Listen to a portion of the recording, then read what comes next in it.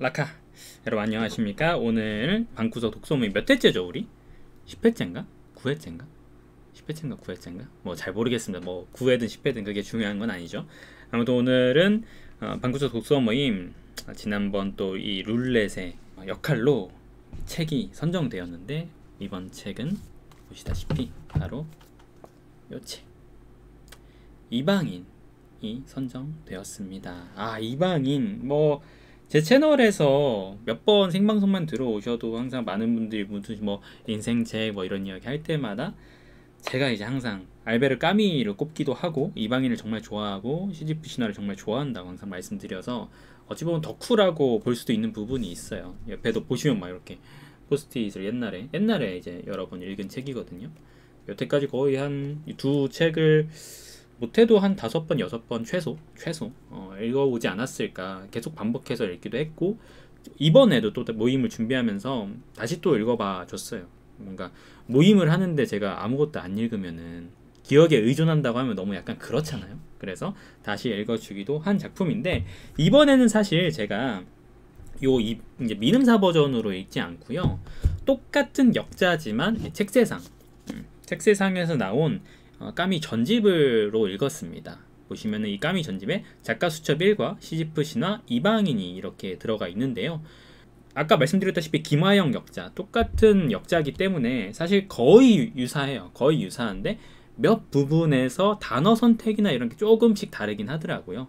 근데 뭐 큰 차이는 없기 때문에 여러분들은 뭐 그냥 미음사 버전을 보시는 게 가장 편하실 것 같아요. 뭐 물론 책세상에서도 약간 이 분권화된 이 전집 형태가 있어서 그걸로 읽어보셔도 좋은데, 어지간하면 아무튼 미음사나 책세상이나 김하영 역자의 번역으로 읽으시는 게 가장 안전한 선택인 것은 분명합니다. 그 외에 번역들 뭐 여러 가지 있지만 그건 또 우리가 나중에 이야기를 해보도록 하죠. 아무튼 저도 요번에 전집으로 다시 읽어봤고요. 뭐 언제나 다시 읽어도 좋은 것 같고, 이방인도 너무나 재밌었고 시지프 신화도 간만에 머리를 팽팽 돌게 하는 그런 느낌이었습니다. 말씀드리다시피 오늘의 책은 사실 이방인이긴 하지만 잘생긴 까미의 사진이 담배를 역시 담배, 뭔가 요즘은 담배에 대한 시선이 되게 부정적이지만 이 물고 있는 표정 하나가 여성 좀 심금 좀 울렸겠구나 라는 딱 그런 생각이 들긴 하는데, 오늘의 이 알베르 까미의 이방인에 대한 이야기는 사실 이방인보다는 어찌 보면 시지프 신화 이야기를 좀 더 많이 할 수 있어요. 이것에 대해서 왜 그러면 시지프 신화 독서 모임이지 이방인 독서 모임이냐라고 생각을 하실 수 있을 것 같은데, 사실 이방인을 제대로 이해하기 위해서는 시지프 신화를 반드시 읽어줘야 됩니다. 근데 이 제대로라는 것은 까미의 의중을 파악하기 위해서요. 그러니까 뭐 여러분들의 의견, 여러분들의 읽으신 독자의 의견, 각각의 독자의 의견도 물론 받아들일 만한 부분들이 있긴 하지만, 사실 이 까미의 의중 자체는 이 시지프 신화에 담겨 있다고 볼 수 있을 것 같습니다. 그 예시라기보다 실제로 이 이방인이 1942년에 나왔어요. 1942년. 까미가 1913년생인데 42년에 나왔거든요. 근데 그 해에 똑같이 요 시지프 신화가 나와요. 한마디로 이 두 책은요, 까미가 작성한 하나의 짝이에요. 짝. 철학적 에세이인 시지프 신화, 그리고 그거를 소설의 형태로, 어떤 까미가 갖고 있는 생각을 소설의 형태로 나타낸 게 이방인, 그리고 그 철학적 에세이로 나타낸 게 이 시지프 신화라고 보시면 될 것 같아요. 그렇기 때문에 상당수 이 두 책이 닮아있는 부분이 있고, 이걸 읽어주면은 여기 안에 있는 여러 면모들, 메루소에 대한 생각들, 어떤 작품의 중심 주제들을 파악할 수 있는 부분이 있죠. 그렇기 때문에 이 두 권을 같이 읽어주시면 가장 좋긴 한데, 이게 워낙 읽어보신 분들 아마 계실 거예요. 제가 시지프 신화 이야기를 좀 많이 해서 이번에 모임하니까 이방인도 옛날에 읽어본 것 같고 시지프 신화도 한번 읽어보자 해서 도전하신 분들이 좀 계시리라 생각이 들긴 하는데, 어렵죠, 그쵸? 제가 항상 미리 말씀드립니다. 시지프 신화는 좀 어렵습니다 이야기 해드리는데, 역시나 이번에 도전하시고 좀 머리를 많이 쓰신 분들이 계시지 않나 생각이 좀 들긴 합니다. 아무튼 요 이야기를 좀 주로 하면서 그 까미가 생각한 어떤 부조리주의에 대한 생각, 삶에 대한 시각들을 이방인에 대입해서 같이 해보도록 하죠. 좋죠? 그렇죠? 읽어보신 분들 계시죠? 이방인과 시지프 신화. 참고로 저는 이방인의 원서는 읽어보지 못했고요. 그러니까 불어잖아요. 제가 프랑스어를 하진 못해서. 근데 영역본으로는 한번 읽어봤습니다. 요렇게 알베르 까미의 더 아웃사이더. 이제 이 제목이 어떤 아웃사이더로 되어 있고요. 이게 모던 클래식, 펭귄 모던 클래식에서 나온 아주 얇죠. 사실 이방인 여러분 책 펼쳐보시면 깜짝 놀랐을 거예요. 거의 본문 내용은 130페이지밖에 안 되는 정말 짧은 중편 느낌이고 뒤에 해설이 거의 100페이지를 차지하는 어마어마한 해설이 좀 많이 들어있죠. 이거는 이제 영역본으로 한번 읽어봤던 기억이 있습니다. 여름만 되면 햇빛이 강하니까 그쵸 생각나는 부분이 있지. 그래서 오늘 일단 이방인의 첫인상, 여러분들이 생각하신 이방인의 어떤 주제라든지, 뭐 이게 주제라고 하니까 마치 우리가 학창 시절 무슨 국어 시간이 된 것 같긴 하지만, 여러분들이 생각하신 이방인의 첫 감상, 어떤 부분이 좋았고 어떻게 좀 생각을 했다, 메르소는 어땠나, 뭐 이런 것들에 대한 이야기를 저는 먼저 들어보고 싶어요. 왜 그러냐면 이후에 우리가 이야기하게 될 까미의 시각들, 삶에 대한 시각들을 토대로 다시 이방인을 생각했을 때 여러분이 처음에 생각하신 것과 얼마나 다른지 그거를 이제 한번 살펴보는 게 작품을 즐기는 또 하나의 방법이기 때문에 먼저 들어보고 싶은데, 어떠셨어요 여러분? 이방인을 처음 읽으셨을 때, 뭐 이번에 읽으셨을 때 어떤 감정을 느끼셨나요? 좋았다면 어떤 부분이 좋았는데, 또 한편으로는 어떤 부분이 잘 이해가 가지 않았다거나 근데 이거는 좀 이해가 안 갔다, 이렇게 좀 생각을 하셨는지 그게 좀 궁금하거든요. 부조리한 세계에 살고 있는 허무주의자 메르소, 뭔가 철학적인 부분이 있죠, 그죠? 시시프가 되다. 누가 뭐라든 난 나대로 살아간다. 그런 느낌, 그쵸? 보통은 이제 그 이방인에 관련된 독서 모임이나 일반 독자들의 이런 부분들을 봤을 때는 거의 이제 그런 식으로 생각하는 경우가 많고, 내 신념, 거짓말하지 않고 이런 부분들을 많이 보시고 조금 이방인을 비판적으로 바라보시는 분들은 이제 이방인을, 메르소를 사이코패스라고 생각하시는 분들도 계시죠. 사이코패스라고. 저는 그런 해석을 볼 때마다, 의견을 볼 때마다, 들을 때마다 참 이제 가슴이 아픈 부분이 있는데 저는 그렇게 생각해요. 물론 그렇게 느낄 수도 있는 부분이 있다고는 여겨지지만, 좀 더 고찰해 보면은 단순히 그냥 무슨 사람을 죽였으니까 감정을 느끼지 못하는 사이코패스 같은 인물을 넘어서는 무언가가 분명히 있다, 이런 것들이 있다라고 읽어낼 수 있는 부분이 있는데, 첫 감상은 충분히 그럴 수도 있다, 이런 게 아닌가 싶죠. 개인의 자유와 행복과 투쟁의 이야기, 그쵸? 그런 부분이 있죠. 마리 같은 여자, 매력적이죠. 마리가 그렇게 많이 나오지 않는데 되게 그 매력적이라는 말이 많이 나오는 것 같아. 답답하고 뭔가 그 법정에서 너무 태연하고, 그쵸? 사실 그런 부분에서 확실히 뭐지 이 인간 싶은 부분들이 있죠. 메르소 좀 특이한 인간이네. 근데 우리랑 같은 사람 맞나? 그래서 그냥 이렇게 보통은 생각을 하세요. 메르소의 여러 언행들을 보면서 얘 좀 이상하다, 얘 일반적이지 않다, 그래서 얘가 사회에서 이방인으로 취급되는 것인가? 그렇기 때문에 제목이 이방인으로 지어진 것인가? 보통은 딱 요 정도로 읽어내시는 경우가 좀 많죠. 그죠? 까미의 세계를 이해하면 물론 다른 게 좀 보일 수 있습니다. 그쵸? 소시오패스로 읽어내면 이방인을 제대로 이해했다고 할 수는 좀 없죠. 그럼요.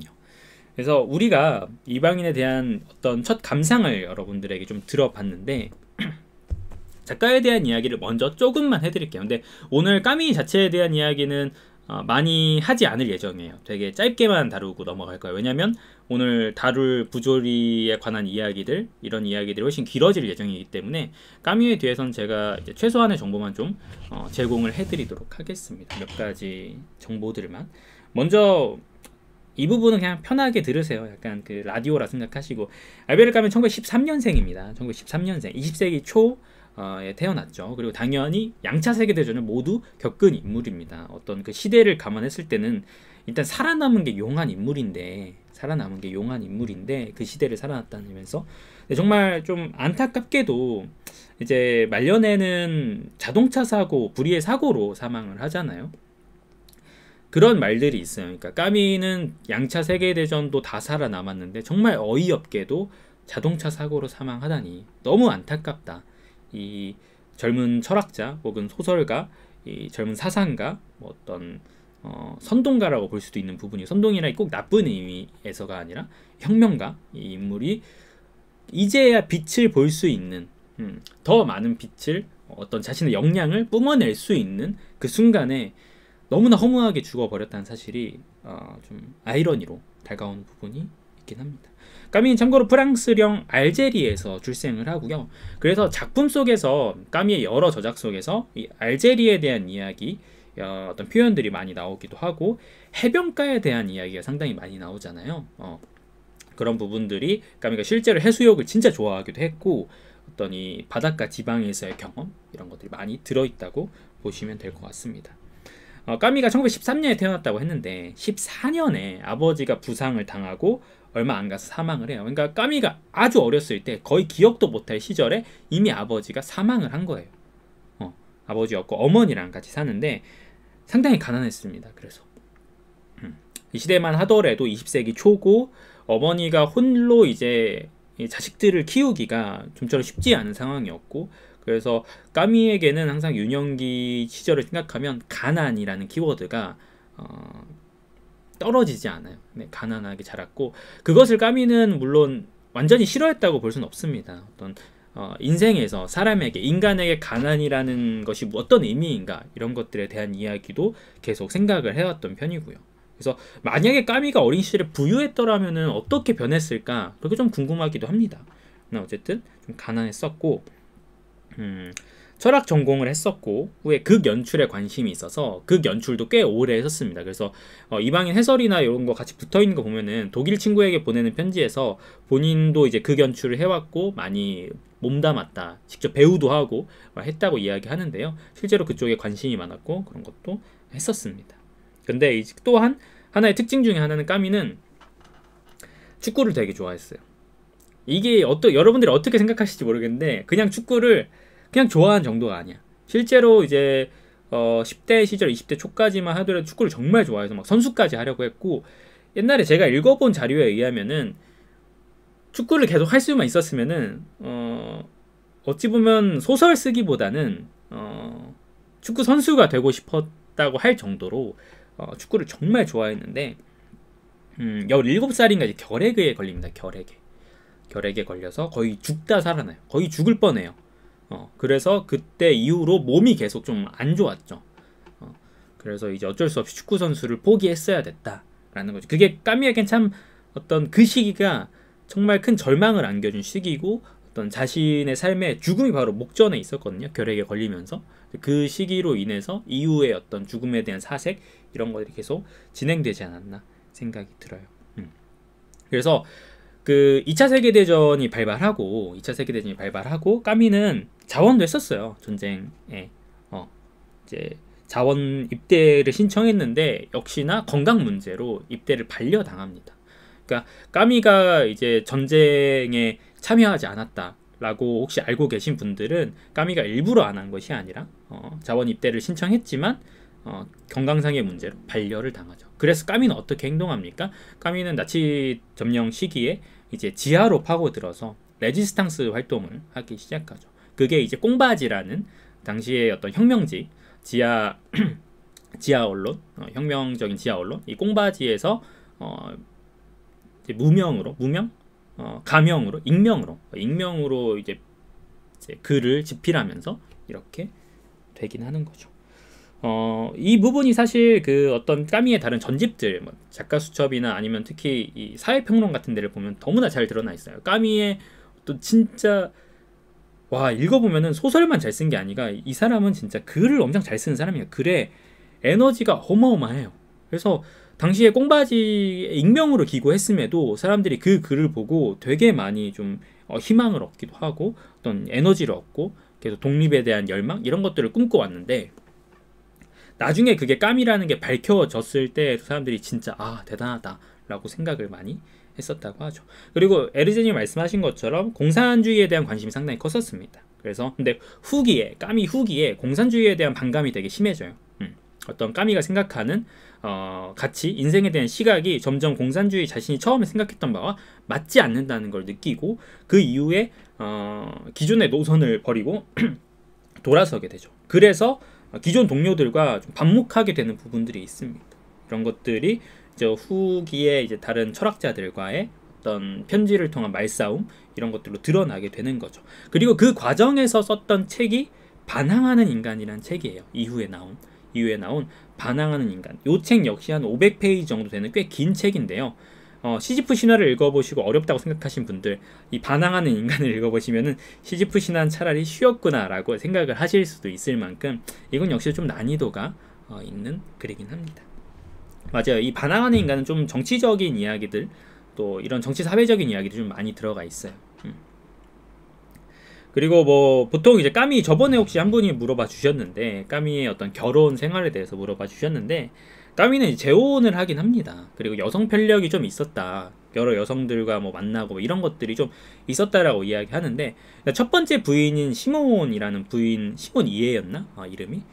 첫 번째 부인 시몬과의 일에선 까미는 2년까지 결혼 2년 차에 까미가 깨닫게 되는 게 뭐였냐면요, 여행을 갔는데 알고 보니까 이 부인이 마약 중독자였던 거야. 그거를 뭐 얼마나 까미가 진짜 전혀 모르고 있었나? 그것까지 저도 잘 모르겠어요. 근데 어쨌든 2년차의 여행에서 이 자신의 부인이 마약 중독자였다는 거, 계속해서 마약을 복용해 왔고 이런 사실들을 깨닫게 돼요.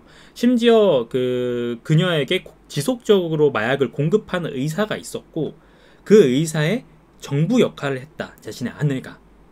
뭐 이거는 어찌 보면 마약을 얻어내기 위해서였는지 아니면 그냥 단순히 연인 관계였는지 뭐 그런 것들은 모르겠지만, 아무튼 자신의 아내가 마약 중독자에다가 어떤 의사의 마약을 공급해주는 의사의 정부 역할까지 했다는 것, 이것 때문에 이제 너무 큰 상처를 받습니다. 너무 큰 상처를 받아요. 그래서 바로 여행이 끝나자마자 돌아와서 이혼을 하고, 그 시기 이후에 결혼이란 제도에 되게 부정적이 됩니다. 그래서 여러분들 이 작품에서, 이방인에서도 그렇고 시지프 신화에서도 그렇고 결혼에 대해서 그다지 좋은 모습이 잘 안 보여요. 마리가 막 날 사랑하느냐, 나랑 결혼할래? 이렇게 했을 때 되게 메르소가 좀 뜨뜨미지근한 반응을 보이는 것도, 저기 이 첫 번째 부인과의 어떤 정말 너무나 힘들었던 경험을 토대로 하고 있다고 볼 수 있는 거죠. 물론 이후에는 생각이 변하게 합니다. 까미도 이후에는 뭐 결혼이라는 작품도 쓰고 이런 시기를 겪으면서 조금 사랑이라든지 이런 부분에 개방적인 다시 생각해보는 그렇게 되긴 하지만, 초창기에 첫 번째 아내와의 그 일들이 너무 크게 상처를 받아서 결혼이란 제도에 좀 그쵸, 부정적인 반응을 보이긴 했죠. 그죠? 이제서야 좀 이해가 되죠. 왜 도대체 메르소가 저렇게 사랑이나 결혼이라든지 이 제도에 대해서 그렇게 진짜 뜨뜻미지근하게 반응을 할까? 그런 부분이 있었다라고 보시면 될 것 같아요. 까미 같은 경우는 각종 언론사에서 많이 근무를 했고요. 그러니까 평생을 좀 글로 많이 먹고 산 사람이라고 보시면 돼요. 글 정말 잘 썼고, 아까 말씀드렸던 이 지하 레지스탕스 활동 꽁바지에서 집필을 하면서 나치 집권 시기를 대항했다고 할 수 있을 것 같습니다. 그러면서 까미의 여러 가지 이제 활동 중에 일단 전쟁 자체를 많이 반대했었고 사형 제도에도 반대를 했었죠. 근데 이게 되게 아이러니하게 느껴지고, 여러분들 보통 까미 인터넷 돌아다니는 짤방 같은 거 보면요, 그 사람들은 그게 까미인지도 잘 모르는 경우가 많은데, 까미 사진 딱 옆에 있고 그 어떤 문구, 인용구 딱 하나 있는데 이런 식의 표현이 있죠. 뭐였더라? 어떤 나치 부역자들을 처벌하지 않는 것. 나치 부역자들을 처벌하지 않는 것은 미래의 범죄자들에게 면죄부를 주는 것과 같다라고 하면서, 실제 전쟁이 끝나고 나치에 부역했던 뭐 언론인들, 뭐 정치가들, 여러 사람들을 강력하게 처벌할 것을 사형까지 이렇게 주장했던 것이 까미였는데, 이 시기 역시 이후에 지나고 까미도 점점 생각이 변하면서 이후에는 상당히 그렇게 강렬하게 이야기했다가 이후에는 사형제도에 이제 극구 반대하면서 좀 생각이 변하는 부분도 있습니다. 이런 것들도 까미의 생각의 변화라고 볼 수 있겠죠. 그러니까 어떤 부분에서 철학가들이 또 사상가들이 하나의 생각을 일관되게 밀고 갈 것 같지만, 까미 역시도 이런 부분에서는 하나의 인간이었던 거죠. 그죠? 생각이 이렇게 됐다가 조금씩 변하고 그쵸? 까미도 역시 사람이었다. 작가 수첩이나 이런 까미의 다른 저작물들을 봐도 저도 까미 너무 대단한 작가라고 생각하지만 분명히 흔들리는 모습들을 보여요. 그게 어떤 인간 내면의 고뇌라든지, 내가 지금 가고 있는 길이 맞는가? 내가 쓰는 글들이 무슨 의미가 있는가? 막 이런 것들에 대한 고뇌를 보는 게 되게 저는 인상적이었어요. 까미는 되게 완벽한 작가라고 제 마음속에 항상 이제 점지어져 있었는데, 그런 것들을 보는 것도 괜찮았던 것 같습니다. 참고로 1957년에 까미는 노벨문학상을 수상하죠. 1957년에 11번의 추천이 있었고요. 7년 동안의 후보이기도 했었습니다.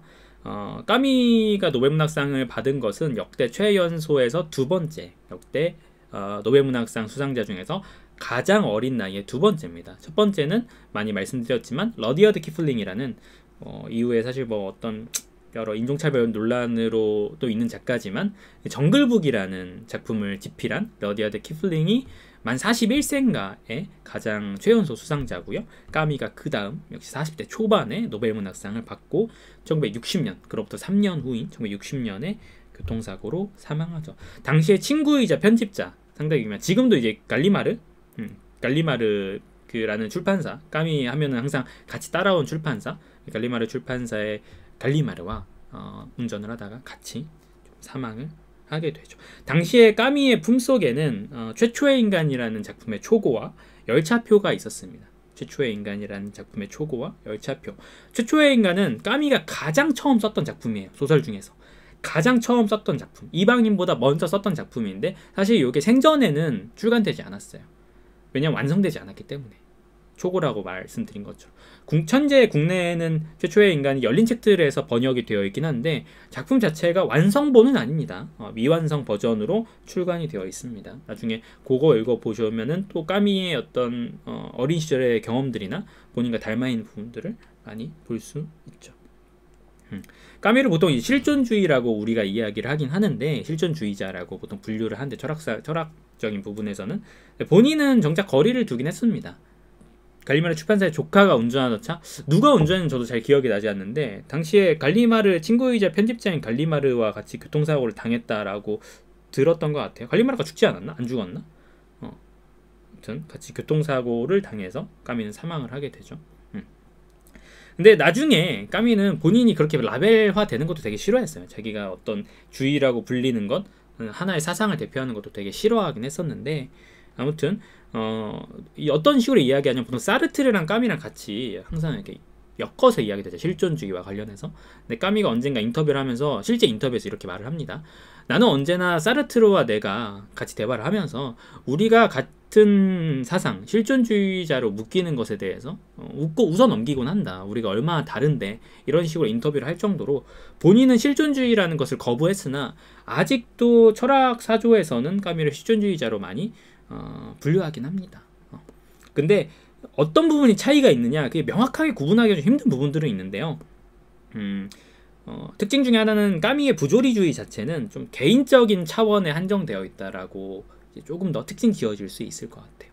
삶에 대한 시각이 조금 더 개인적인 차원에서 한정되어 있다라고 이야기할 수 있을 것 같습니다. 요게 일단 제가 이제 까미라는 인물에 대해서 잠깐 준비한 말이라고 보시면 될 것 같고, 자, 이제부터는 조금 어려울 수 있겠지만 우리가 일부러 8시부터 시작한 이유가 있습니다. 말이 길어질 거기 때문에 부조리에 대해서, 까미가 말하는 이 부조리주의, 부조리에 대해서 이야기를 해보도록 하죠.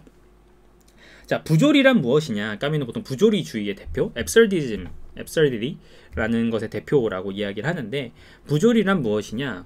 제가 여러 인용구들을 같이, 시지프 신화에서 따온 인용구들을 같이 읽어봐 드릴게요. 여러분들도 이런 것들을 느끼셨는지 모르겠는데, 자, 시지프 신화에서는 이렇게도 이야기합니다. 기이한 영혼의 상태, 즉 공허가 웅변적이 되고 일상의 판에 박힌 행동이 이어주던 끈이 툭 끊어지면서 마음이 그 끈을 다시 이어줄 매듭을 찾으려 해도 헛일이 되는 그 기이한 상태, 바로 이것을 부조리의 첫 징후라고 합니다. 우리가 지금 여기서 이야기하는 부조리는요, 세상이 부조리에 테스 형 세상이 왜 이렇게 부조리, 아니 그런 부조리, 보통 우리가 일반적으로 이야기하는 뭔가 옳고 그름과 관계되어 있는 문제, 이런 단어라기보다는 삶에 대한 하나의 어떤 불가해성을 상징하는 것이라고 보시는 게 좀 더 맞는 거예요. 대표적으로 이야기하면 왜? 라는 의문이 드는 순간, 왜? 여러분 다 길을 가고 있어요. 길을 가고 있는데 갑자기 내가 왜 걷지? 이게 무슨 의미가 있지? 내가 앞으로 가는 게 맞나? 내가 여태까지 걸어온 것은 무슨 의미가 있지? 삶에 있어서 내가 생각했던 것들이 갑자기 한순간에 사막으로 돌변하면서 어떤 의미도 찾을 수 없는 순간, 바로 그 순간이 부조리를 처음으로 대면하게 되는 순간인 거죠. 부조리를 처음으로 대면하게 되는 순간. 한마디로 삶의 의미를 생각할 때 어라? 삶의 의미가 있나? 라고 되는 상태가 부조리를 처음 느끼는 상태라고 보실 수 있을 것 같아요. 우리가 반복적으로 사는 삶에 있어서 의문이 드는 순간이라고 하겠죠. 그리고 거기에서 어떤 참을 수 없는 권태를 느끼는 순간, 그런 것들이 모두 부조리를 느끼는 순간이라고 할 수 있습니다. 그쵸? 근데 이 부조리라는 것은 사실 아까도 말씀드렸지만 삶의 의미 자체는 뭐 많은 철학자들이 이야기합니다만 삶의 의미 자체는 정해진 것. 그러니까 인류 전체가 공통으로 같이 이끌고 갈 만한 삶의 의미는 아무도 찾아내지 못했어요. 누군가는 주장을 하지만 그것이 확고한 하나의 진리로 받아들여지지 못했어요. 그래서 여러분들이 동의하실지 안 하실지 모르겠지만 여러분도 동의하고 저도 동의하고 여기 계신 모든 분들이 맞아, 인간의 삶의 목적은 바로 이런 것이야, 삶의 의미, 내가 태어난 이유, 삶을 계속해야 되는 의미는 바로 이것 때문이야 라고 할 수 있는 게 없다는 거예요. 실제로 여러분들 개인적 삶에서 작은 의미들은 있습니다. 그것까지 부정하려는 건 아닙니다. 여기서 삶의 의미라는 것은 우리 모두가 공유할 수 있는 단 하나의 대전제 같은 느낌? 근데 그런 것이 없다는 거죠. 그런데 여러분 아시다시피 인간은 그런 것을 원합니다. 그쵸? 여러분들 항상 모르는 게 있으면 알기를 원하죠. 아닌가요? 학창시절에 그러지 않으셨을라나? 우리가 보통 모르는 것이 있으면은 알기를 원하잖아요. 그죠? 궁금하면 알고 싶어요. 맞아요. 궁금하면 알고 싶어요. 예를 들어서 이제 우리 원시 시대를 생각하면은 번개가 떨어져. 저게 뭔지 알고 싶은 게 보통 우리의 어떤 호기심의 발로인 거죠. 그죠? 저게 뭘까? 왜 번개가 떨어질까? 저 사람 되게 무섭네? 위험하네? 불이 나네? 아프네? 이게 뭘까? 라고 하다가 인간들이 계속 무지에 대한 두려움이 있다 보니까 거기에서 이건 제 개인적인 의견이기도 하지만 그 사람들은 뭘 도입합니까? 신의 존재를 도입하는 경우가 많죠. 신이 노하셨다. 번개가 내리는 것은 제우스라든지 제우스 신이 노하셨기 때문에 우리에게 경고, 벌을 주시려고 내리시는 것이다. 자, 이렇게 되면은 번개를 내리는 어떤 자연현상에 대해서 나름의 해석이 가능하죠. 그죠? 설명이 가능하잖아, 설명이. 모르는 것에 대한 설명이 가능하죠. 그러면 그게 그렇게 무서울까요? 전보다는 무섭지 않죠. 아예 모르는 것이 아니라 저게 어떤 이유가 있고 그래서 우리가 뭔가를 잘못하고 있구나, 이런 식으로 해석 자체가 가능하니까 인간은 언제나 이런 통일성, 인간적인 것으로의 변모, 내가 받아들일 수 있고 설명할 수 있고 이해할 수 있는 것들로의 통일을 항상 바라왔다는 거죠. 그죠? 그런데 앞서 말한 이 부조리, 인간의 의식이 세상의 비합리성과 마주치면서 탄생하는 이 부조리는 절대 이해할 수가 없습니다. 이것은 기본 조건이에요. 기본 조건. 여러분들이 합리적인 이성을 가지고 세상을 이해하려고 해도 세상 자체는 비합리적이거든요. 우리가 생각하는 세상은 응당 이래야 되는 것과 세상이 실제 돌아가는 것은 완전히 다르잖아요. 그 대면에서 그 마찰에서 탄생하는 게 부조리라고 볼 수 있는데 그거는 우리가 이해할 수 없는 것이에요. 우리가 아무리 이해하려고 시도하고 노력하여도 우리의 이해 밖에 있는 것이에요, 사실상. 마치 빅뱅 이전의 세계, 빅뱅 이전의 시간에 대해서 우리가 과학자들이 아무도 알 수 없다. 그것은 논의 자체가 될 수 없는 곳이다.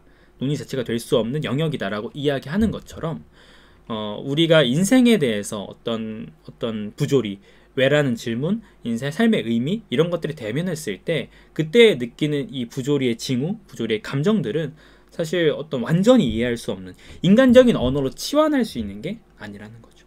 그죠?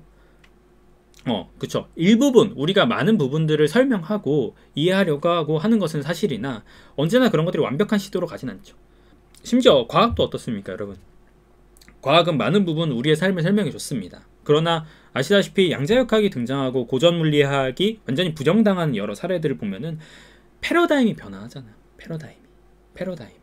우리가 아는 것은 세계를 가장 근접하게 설명해 줄 수 있도록 노력하는 것일 뿐이지 세계의 근본을 모두 설명할 수 있는 어떤 그런 이성, 그런 결과물을 도출할 수는 없다는 거죠. 자, 그렇다면 여기서 계속적으로 모순이 생기는 거예요.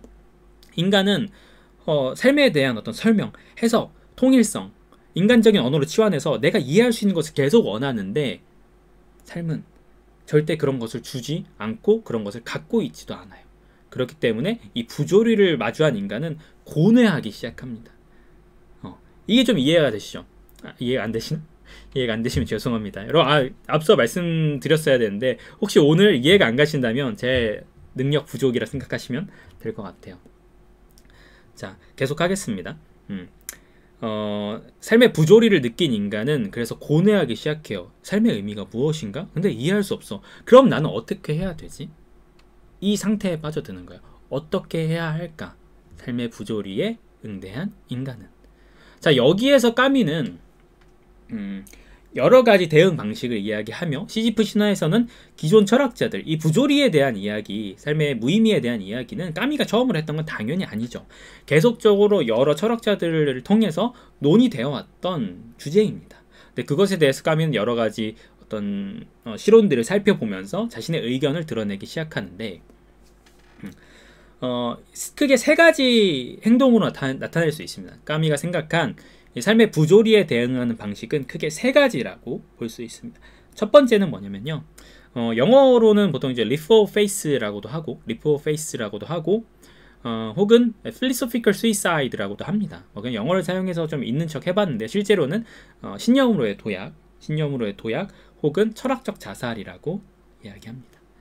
신념으로의 도약 혹은 철학적 자살. 자, 이거를 가장 대표적으로 보여줄 수 있는 것은 무엇일까요? 여러분들이 생각하시기에 신념으로의 도약, 부조리한 인간의 삶의 무의미에 맞서서 대응하는 첫 번째 방식인 신념으로의 도약은 과연 무엇을 이야기하는 것일까요? 철학적 자살이라고도 부르고 신념으로의 도약이라고도 부르는. 시지프 신화를 읽으신 분이라면 어찌 보면 대답해 주실 수도 있으리라 생각이 들긴 하는데, 그쵸? 종교의 의지. 가장 대표적인 예시는 종교입니다. 종교. 자, 이 부분에서 제가 먼저 말씀드릴 거, 종교를 전적으로 제가 부정하거나 뭐 종교가 다 쓸모가 없다거나 이런 말을 하려는 것이 아니고, 저는 지금 까미의 어떤 생각, 적어도 논리적인 사고를 안내해 드리는 것이고, 여기에 대해서 여러분들이 동의를 하실지 말지는 여러분들의 선택입니다. 제가 까미의 이론이 완벽하다고 이야기하진 않아요. 까미 역시도 그렇게 이야기하지 않았고, 그러나 여기에서 여러분들이 어떻게 느끼시느냐, 반발을 느끼시느냐, 그렇다면 이렇게 여기에서는 좀 이건 말이 되나? 이건 말이 되나? 생각해 보시는 건 여러분들의 자유고, 계속 여러분들의 생각을 이어나가셔야겠죠. 하지만 여기에서는 까미가 생각한 까미의 논고를 계속 끌고 나가자면, 첫 번째는 신념으로의 도약은 보통 종교를 대표적으로 예시를 들 수 있는데요. 자, 이렇게 볼 수 있어요, 여러분. 여러분들에게 문제가 주어졌습니다. 저는 보통 문제를 이제 주어졌다라고 많이 비유를 하는데, 여러분에게 문제가 주어졌어요. 근데 이 문제는 여러분들의 지식 레벨에서는, 우리의 인지 레벨, 이성 레벨에서는 절대 풀 수가 없어요. 여러분들도 그걸 알아요. 이게 풀 수 없다는 사실을. 그러니까 증명을 해내야 되는데 한 부분이 비어요. 도무지 알 수 없는 부분이 있어. 자, 이 부분에서 종교를 도입한다는 것, 신념으로 도약한다는 것은 어떤 의미냐면요, 이 비어진 논고를 뛰어넘습니다. 여기를 모르는데 뛰어넘어요. 그 자리에 뭘 채워 넣어요? 어떤 상위 가치를 채워 넣습니다. 일례로 종교를 채워 넣는 거죠. 자, 내가 여기서 모르는데 여기에 신의 어떤 의도가 숨어 있구나. 신의 의도가 숨어 있구나. 그렇기 때문에 내가 모를 수밖에 없는 거나, 그러나 거기에는 신의 의지가 들어있다. 이런 식으로 해서 결론으로 가는 거예요. 내가 알지 못하는 어떤 것을 신의 어떤 뭐 의지나 혹은 더 상위 가치, 꼭 신이 아니더라도 여기에 뭐 어떤 초월자적 이야기가 있다던가 이런 것들을 도입함으로써 뛰어넘는 거예요. 까미가 예시로 드는 이야기는 이런 게 있습니다. 자, 그래서 보통 이제 철학자 야스퍼스의 초월자 이론에 대해서, 초월자 존재에 대해서 까미가 이렇게 말하는데, 이 이야기를 들으면은 좀 이해하실 수 있을 거예요. 자, 초월자 야스퍼스는, 철학자 야스퍼스는 이렇게 말합니다. 실패가 가능한 일체의 설명과 해명을 초월하여 허무가 아닌 초월적인 존재를 보여주는 것이 아니면 무엇인가? 실패가 가능한 일체의 설명과 해명을 초월하여 허무가 아닌 초월적인 존재를 보여주는 것이 아니면 무엇인가? 이 말인지 무엇이냐면, 인간의 의식의 황량한 사막, 가장 그 끝에 이르렀을 때, 내가 더 이상 알지 못하는 분야에 딱 맞닿았을 때, 바로 여기에 신이 있구나. 인간이 이해할 수 없는 마지막 그 마지노선에서 신이 있구나. 바로 여기가 초월적인 존재가 있는 곳이구나. 그래서 까미는 여기에 대해서 이렇게 말합니다. 돌연히 그리고 인간적 믿음이란 맹목적인 행위에 의해 모든 것을 설명하는 이 존재를 그는 보편적인 것과 개별적인 것에 상상할 수 없는 통일이라고 정의한다. 이리하여 부조리는 신, 이 말의 가장 넓은 의미에서 신이 되고 이해의 무능력, 내가 알지 못한다고 하는데 그거 자체가 갑자기 모든 것을 밝혀주는 존재로 돌변하게 되는 거죠. 아, 나는 여기 딱 갔는데 몰라. 앞에 뭐가 있는지 모르겠어. 아, 여기에 신이 있구나. 내 무지가 신으로 돌변하게 되는 거죠. 논리적인 차원에서 이런 추론을 성립시키는 것은 아무것도 없다. 나는 이것을 비약이라고 이름 지을 수 있다. 까미가 말하는 비약, 바로 이것입니다. 그런데 이것이 까미는 뭐 논리적인 차원에서는 그르다고 했지만 그것이 정당하지 않다라고 이야기하지 않아요. 누구나 빠져들 수 있는 이야기라고 합니다. 까미는 다만 이 실론에 있어서 끝까지 밀고 가고 싶은 거예요. 끝까지. 중간에 포기하지 않고 끝까지 그 사막, 인간 의식의 황량한 그 사막의 끝에서 계속해서 버텨보고 싶은 거예요. 그쵸? 근데 기존의 철학자들, 뭐 초월자의 존재, 종교들은 인간 의식의 끝에 이르러서 어찌 보면 항복을 했다, 신념으로 도약을 했다, 이렇게 이야기할 수 있는 거죠. 그렇기 때문에 까미가 뭐라고 말합니까? 철학적 자살이라고 이야기하는 거죠. 철학적인 자살, 신체의 자살이 아니라 철학적인 자살. 이해하기를 그만뒀다. 내 머리로 이해하기를 그만뒀어. 이게 바로 신의 존재구나 라고 그냥 넘어가 버리는 거죠. 이게 바로 첫 번째, 부조리를 마주한 인간이 선택하는 한 가지 태도라고 보시면 될 것 같고요. 두 번째 태도는 진짜 그냥 자살입니다. 두 번째 태도는 그냥 자살이에요. 육체적인 자살인 거죠. 육체적인 자살. 그러니까 부조리를 마주한 인간은 계속적으로 생을 앞으로 살 것인가 말 것인가. 야, 너 생에 아무 의미가 없어. 아무 의미가 없어. 근데 아무 의미가 없다는 것은 무엇이냐면 너는 죽든 살든 그게 똑같은 동등한 가치를 가진다는 거예요.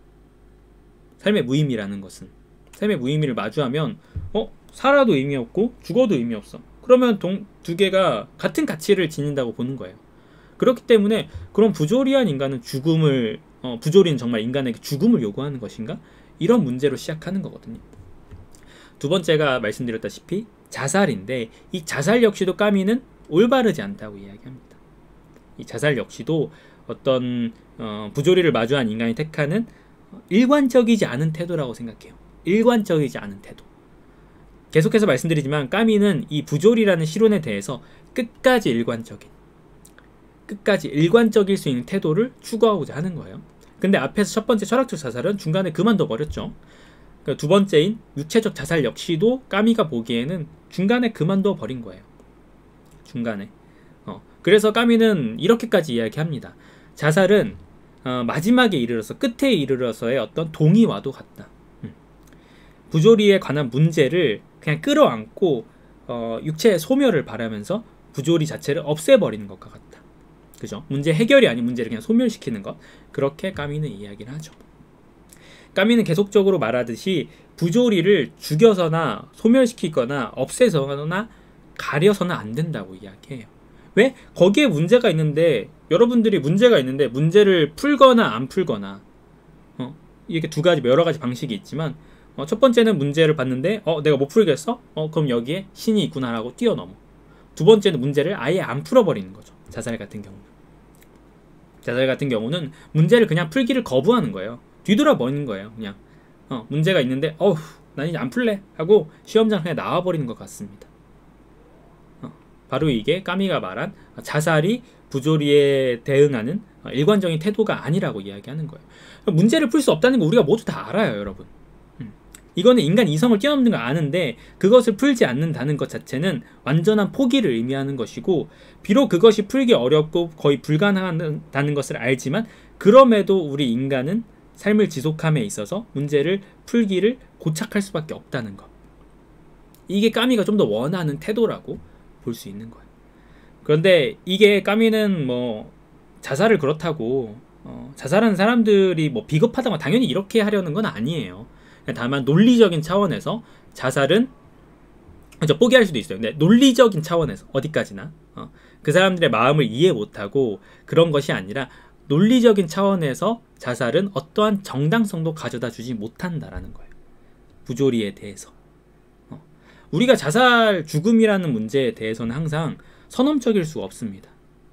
선언적이라는 건 무엇이냐면 죽음이라는 문제를 우리가 미리 알 수는 없어요. 여러분들은 여러분 주변의 지인들의 죽음, 나이 많으신 분, 또 가끔 이제 사고를 당하셔서 돌아가시는 분들을 보죠. 하지만 그들의 죽음의 경험이 절대 내 경험이 될 수는 없습니다. 우리는 어디까지나 외면해서 죽음을 바라볼 뿐이지 죽음 그 자체를 실제로 경험할 수는 없어요. 그리고 죽음 그 자체를 실제로 경험하는 순간에 우리는 이미 생이 끝나죠. 그렇기 때문에 앞서 계속 연장선상에서 자살 자체는 논리적으로 봤을 때 부조리를 해결하거나 혹은 부조리에 대응하는 방식이 아니라는 거죠.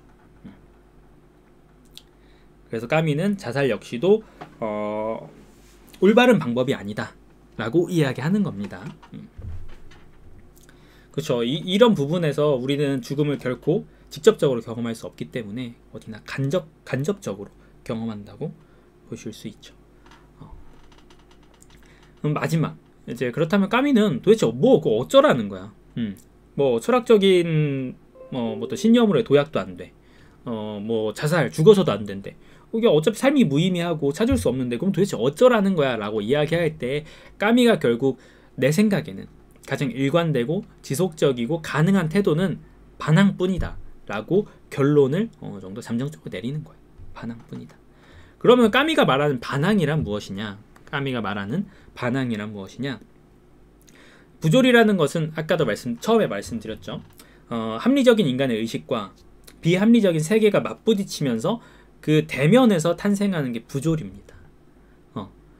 까미는 이렇게 얘기합니다. 부조리를 외면하거나 피해서는 그것을 해결할 방법이 없고 매달릴 방법이 없으니까 반드시 부조리를 끝까지 유지해야 된다. 살려내야 한다라고 이야기해요.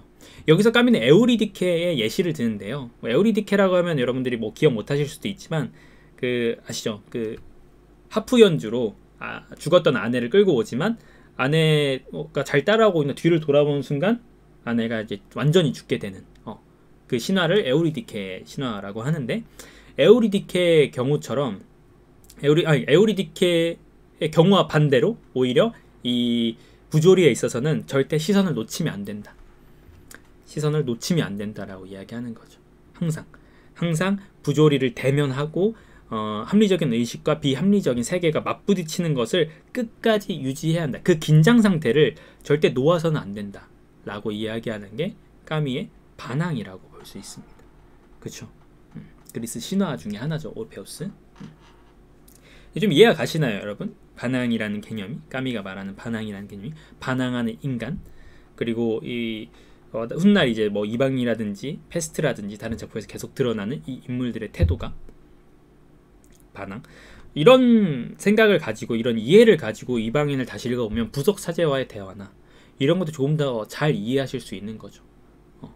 자신에게 어떤 확신이 있고, 삶에 대한 확신이 있고, 그것이 어떤 삶의 근본적 의미를 깨닫는 것이 아니지만 지속적으로 반항할 것, 죽음을 목전에 두고 끝까지 삶에 대해서 반항할 것, 이것이 까미가 말하는 반항인 거죠. 맞아요. 좀 어려운 개념이긴 합니다. 이게 이렇게 간단하게 설명해서 모두 이해할 수 있는 그런 쉬운 개념은 아니에요. 그리고 실제로 말씀하신 대로 너무너무 힘든 선택입니다. 이거는 정말 어떤 의미냐면, 아까 계속 비유를 하지만 우리가 시지프 신화니까, 오늘 지금 이야기하는 게 시지프 신화라는 책의 내용이 같이 들어있으니까 시지프 신화를 예시로 들면은 끝없이 돌을 굴려 올려야 되는 형벌을 반복하는 것과 똑같아요. 자, 여러분, 끝없이 돌을 굴려 올려야 되는 형벌에서 여러분들은 그 형벌을 마주했을 때 포기할 수도 있고, 신에게 굴복할 수도 있고, 여러 가지 가능성이 있지만 시지프는 어떻게 합니까? 끝까지 항상 돌을 굴려 올리죠. 그것이 무의미하다는 걸 알면서도. 왜 무의미해요? 꼭대기에 이르면 다시 떨어지잖아요. 꼭대기에 이르면 다시 떨어지잖아요. 돌이 아무 의미가 없어요. 돌을 아무리 내가 올려도 결국엔 다시 떨어져. 그거는 무의미한 행동이에요. 무의미한 행동. 그러나 까미는 거기서 말을 하죠. 그러나 시지프가 돌이 내려가서 다시 돌을 굴러 올리려고 그 산을 내려가는 순간 자신의 운명보다 강하다라고 이야기합니다. 자신의 운명보다 강하다.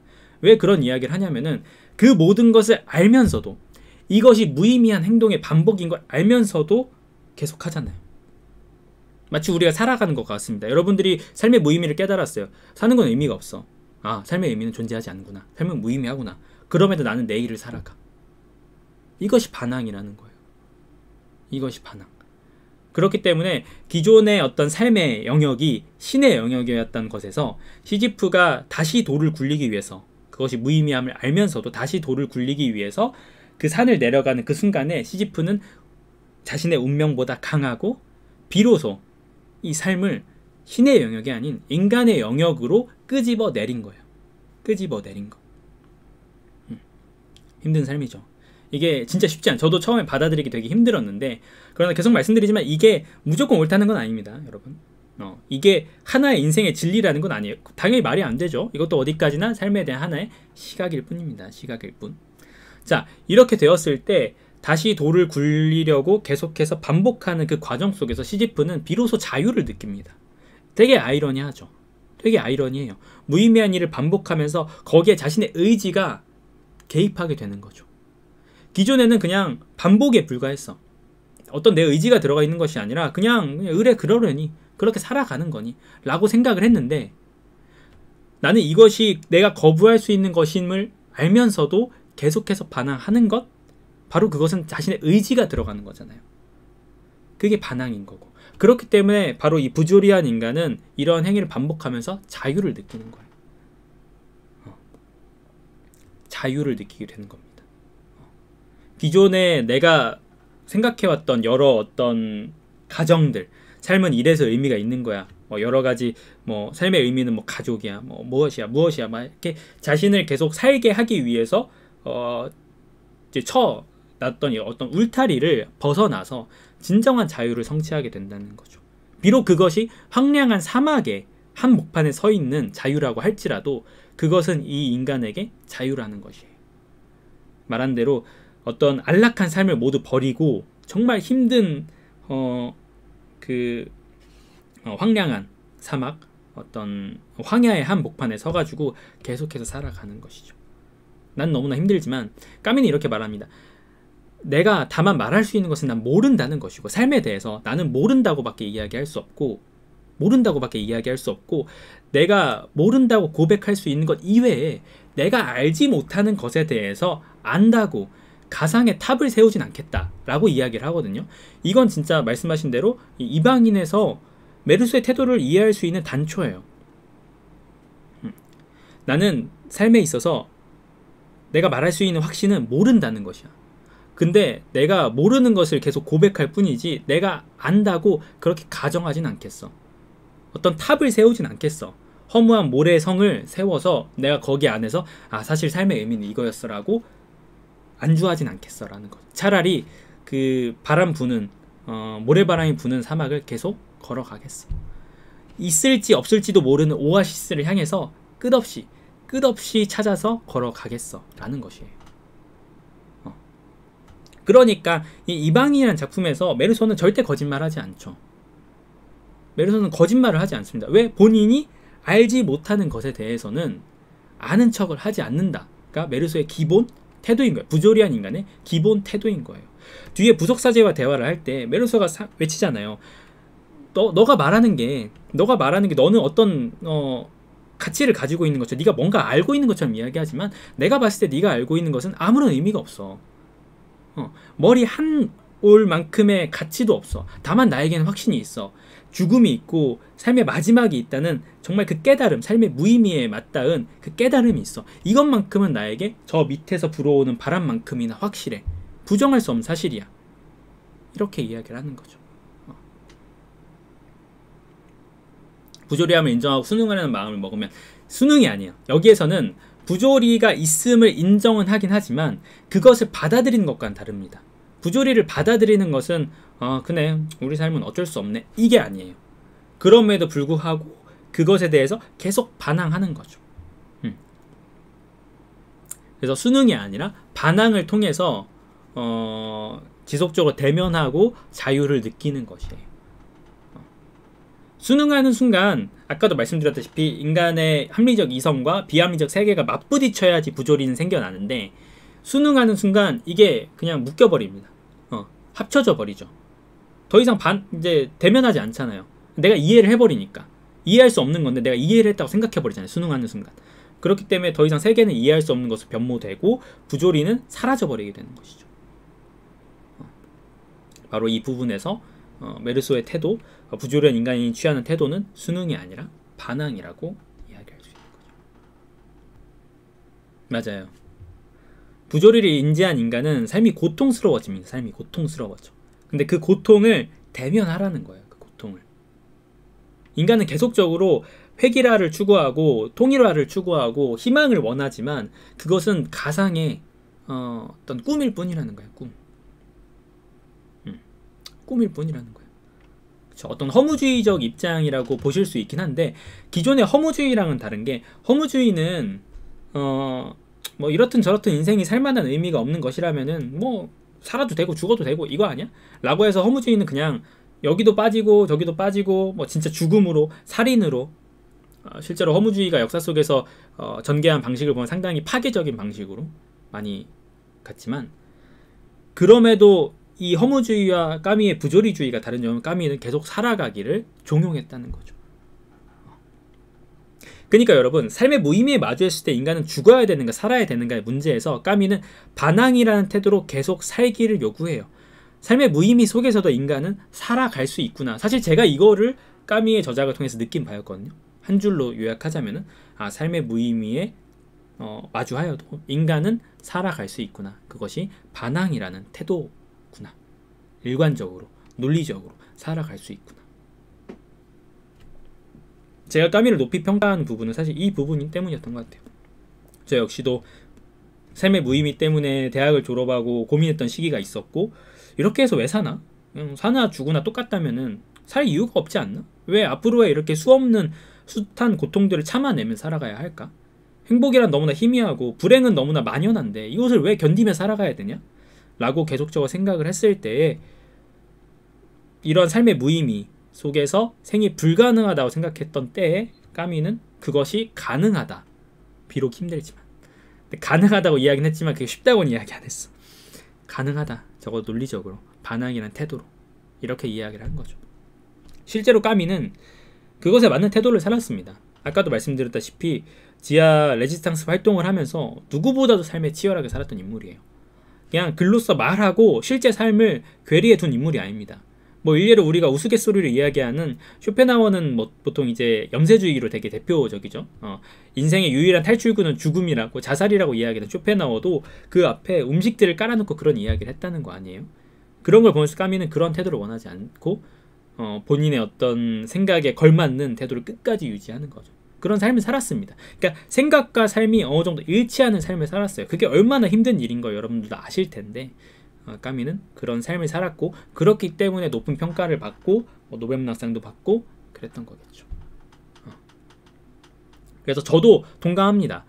불안과 공포를 껴안고 희망이 끌어오르는 것을 꾹꾹 억누르면서 그럼에도 희망 없는 삶을 계속 살아가는 이 반항이라는 태도는 너무나 어려워요. 그래서 전 솔직히 이방인에서 나오는 메르소의 어떤 태도는 인간이라고 보여지지 않습니다.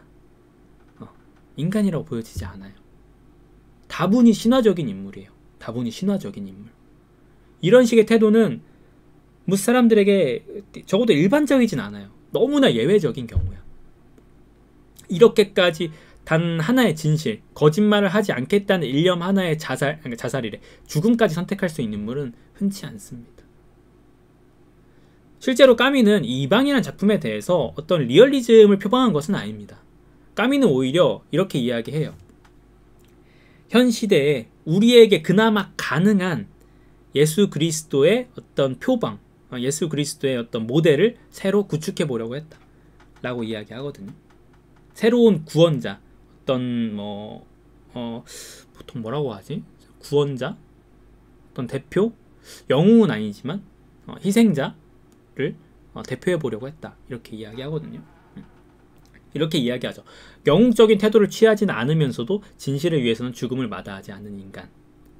이게 이제 까미가 메르소를 통해서 표현하고자 했던 인간이에요. 자, 그렇게 되면은 여러분들 나름대로의 예수 그리스도를, 현 시대의 예수 그리스도를 한번 만들어 보고자 했다. 우리에게 어울리는, 이렇게 이야기했는데, 마지막 장면에 이게 좀 여러 가지 포인트들이 이해 안 가시는 부분들이 있을 텐데, 왜 메르소가 갑자기 뜬금없이 내 사형신날 마지막 그 순간에 많은 사람들이 와서 증오의 함성으로 나를 맞아주길 바란다라는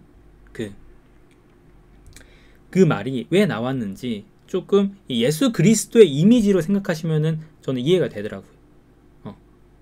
예수가 죽었을 때, 로마에 의해서 이제 십자가에 매달려졌을 때, 그 사형지에서 수많은 군중들 앞에서 어떤 혐오와 어떤 그런 증오를 받아냈잖아요.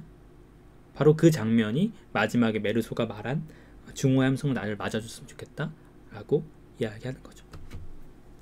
순응하는 것도 반항의 그러니까 순응 자체라는 말이 사실 반항이랑 어울릴 수는 없는 거잖아요. 순응이란 말은 굽혀 들어간다는 의미, 적응한다는 의미에 가깝고, 기존에 있는 것을 뭐 인정하고 그냥 그것을 끌어안는 것과 비슷한데, 반항은 계속적으로 거부하는 거고, 반항의 기본 태도는 거부예요. 거부. 이러한 삶의 공식을 나는 인정하지 않겠다. 이것을 받아들일 수 없다.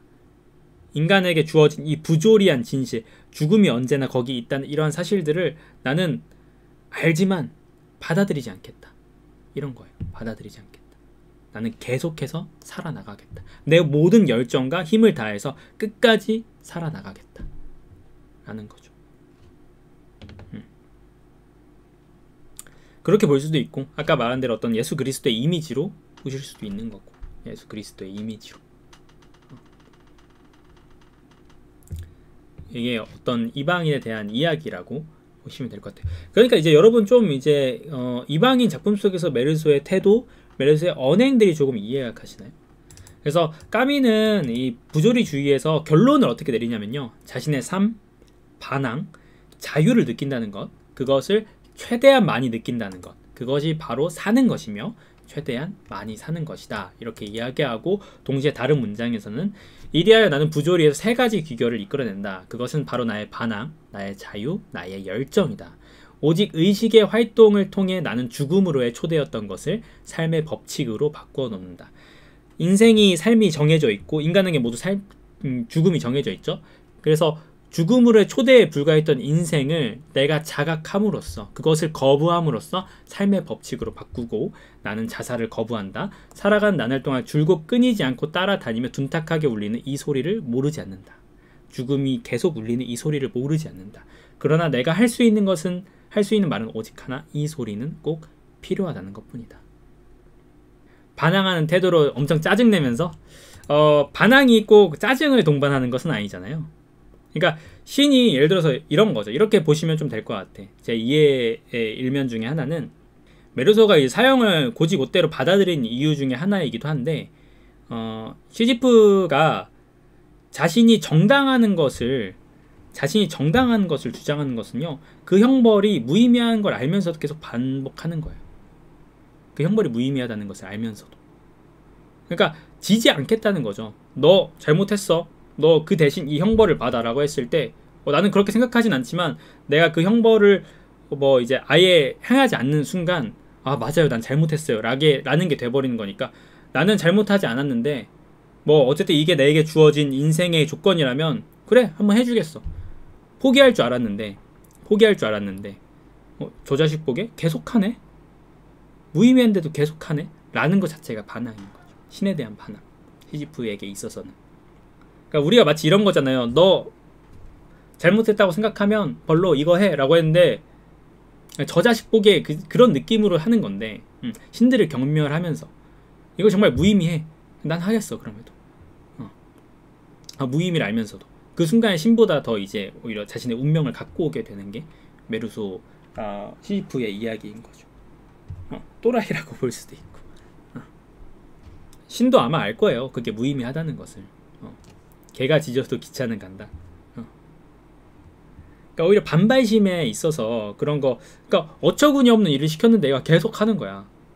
본인도 알잖아요, 신 입장에서도 그게 어처구니 없는 일이라는 것을. 근데 그걸 그럼에도 하는 거지. 너도 알지? 이게 얼마나 어처구니 없다는 것을. 조롱하듯이 하는 거예요. 힘든 일이지만. 이게 좀 이게 약간 모순적인 부분이 있어서 오기로 하라는 대로 한다가 일단 이 시지프가 사실 돌을 올리는 행위는요, 이미 삶에 주어진 조건과 같아요. 삶에 주어진 조건. 그러니까 죽음이라는 것과 좀 어찌 보면 비슷하다고 볼 수 있고, 삶에 주어진 조건과도 같은 거죠. 무의미하지만 그럼에도 내가 선택할 수 있는 것은 계속 이것을 끌어올리면서 반항하고 반복하는 수밖에 없다라는 거예요. 어찌 보면은 말씀하신 대로 사실 오기라고 볼 수도 있는 부분이에요. 오기로. 맞아요. 오기로 볼 수도 있는 부분이네. 그래서 까미가 보통 패스트에서도 이야기하지만, 패스트라는 제품에서도 이야기하지만 이렇게 이야기하는 거죠. 패스트에 제가 좋아하는 장면 중에 하나가 시장의 아들이, 정말 어린 아들이 패스트에 걸려서 정말 고통스럽게 죽어갑니다. 고통스럽게 죽어가요. 이것을 본 의사 리웨는 어떻게 이야기하냐면 사제에 대해서 이렇게 이야기합니다. 이런 아무런 죄가 없는 순수하고 어떤 죄를 짓지 않은, 때묻지 않은 이 아이마저 이렇게 고통스럽게 죽어가는 이 세상, 이 현실, 이 삶의 조건, 이것이 신이 주장한 것이라면, 이것이 신이 관장하는 것이라면, 신이 선사한 세계라면 나는 그 세계를 단호히 거절하겠어요. 그 세계는 내가 원하는 세계가 아니에요. 나는 그 세계를 거부하고 살겠어요. 라고 이야기하거든요. 이렇게 이야기하면 정수님이 말씀하신 그것이 뭐 내게 주어진 삶이 무의미하고 그런 것을 알지만 반항한다는 것, 그것을 받아들일 수는 없다는 것, 나는 이 삶이 주어진 조건들을 받아들일 수 없다는 것, 반항한다, 그 의미를 조금 아실 수 있을 것 같아요. 기본적으로 많은 철학들이 그렇지만 모순적입니다. 받아들이기 참 어려워요. 뭐 이렇게 생각하면 맞는 것 같다가도 다르게 생각하면 조금 이해가 안 되긴 해요. 뭐 반대로 생각하면 이것도 말이 되지 않나? 이런 부분들이 많습니다. 말씀드린 것처럼 이 까미의 시각도 모든 것이 완벽한 논리를 띠고 있다라고 좀 보기는 어렵죠. 어디에나 허점은 있을 수 있고 세상에 만물이 불변하는 진리란 있을 수 없으니까. 근데 우리는 거기에서 최소한 하나의 어떤 삶의 태도를 이끌어낼 수는 있다는 거예요. 삶의 태도. 그래서 제가 옛날에 보낸 글에서도 까미는 신의 존재, 신을 믿지 않는다거나 무신론자가 아니다 이렇게 이야기를 했던 것도, 신이 있는지 없는지 나는 모르겠는데 신이 있다고 한들 나는 신이 이러한 세계를 방치하고 있는 것이라면 신을 거부하겠다라고 이야기하는 거고요. 그래서 마지막에 계속 우리가 핵심 포인트라고 이야기하는 이 마지막 부속 사제와의 대화에서 이방인 메르소가 그렇게까지 거칠게 이야기를 하는 거죠. 나는 거절할 거야. 너가 말하는 세계는 내가 받아들일 수 있는 것이 아니야. 어떻게 그런 세계를 내가 받아들일 수 있겠어? 그런 말도 안 되는 조건을 가진 세계를? 라고 이야기하는 것이죠. 좀 어렵죠, 그죠, 여러분? 좀 어렵죠.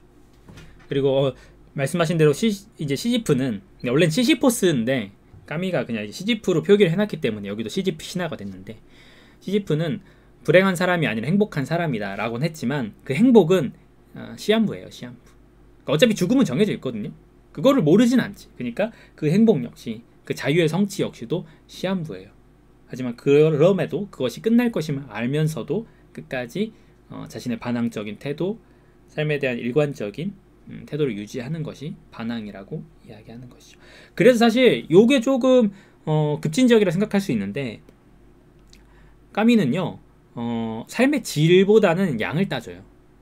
부조리한 인간이 살아가면서 가장 자신의 온 열정, 온몸으로 반항하면서 가장 오래 사는 것을 말하거든요.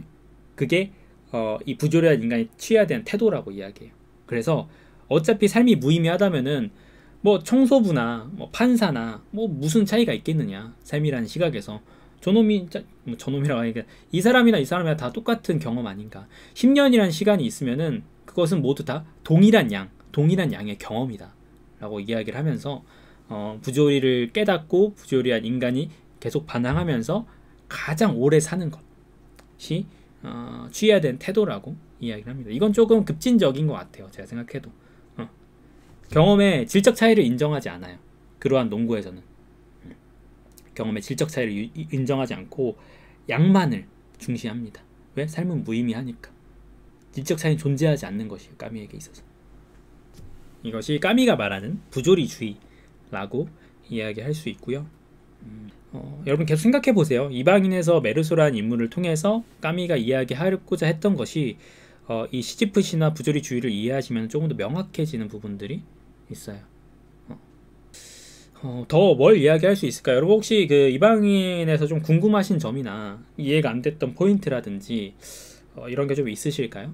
그런 게.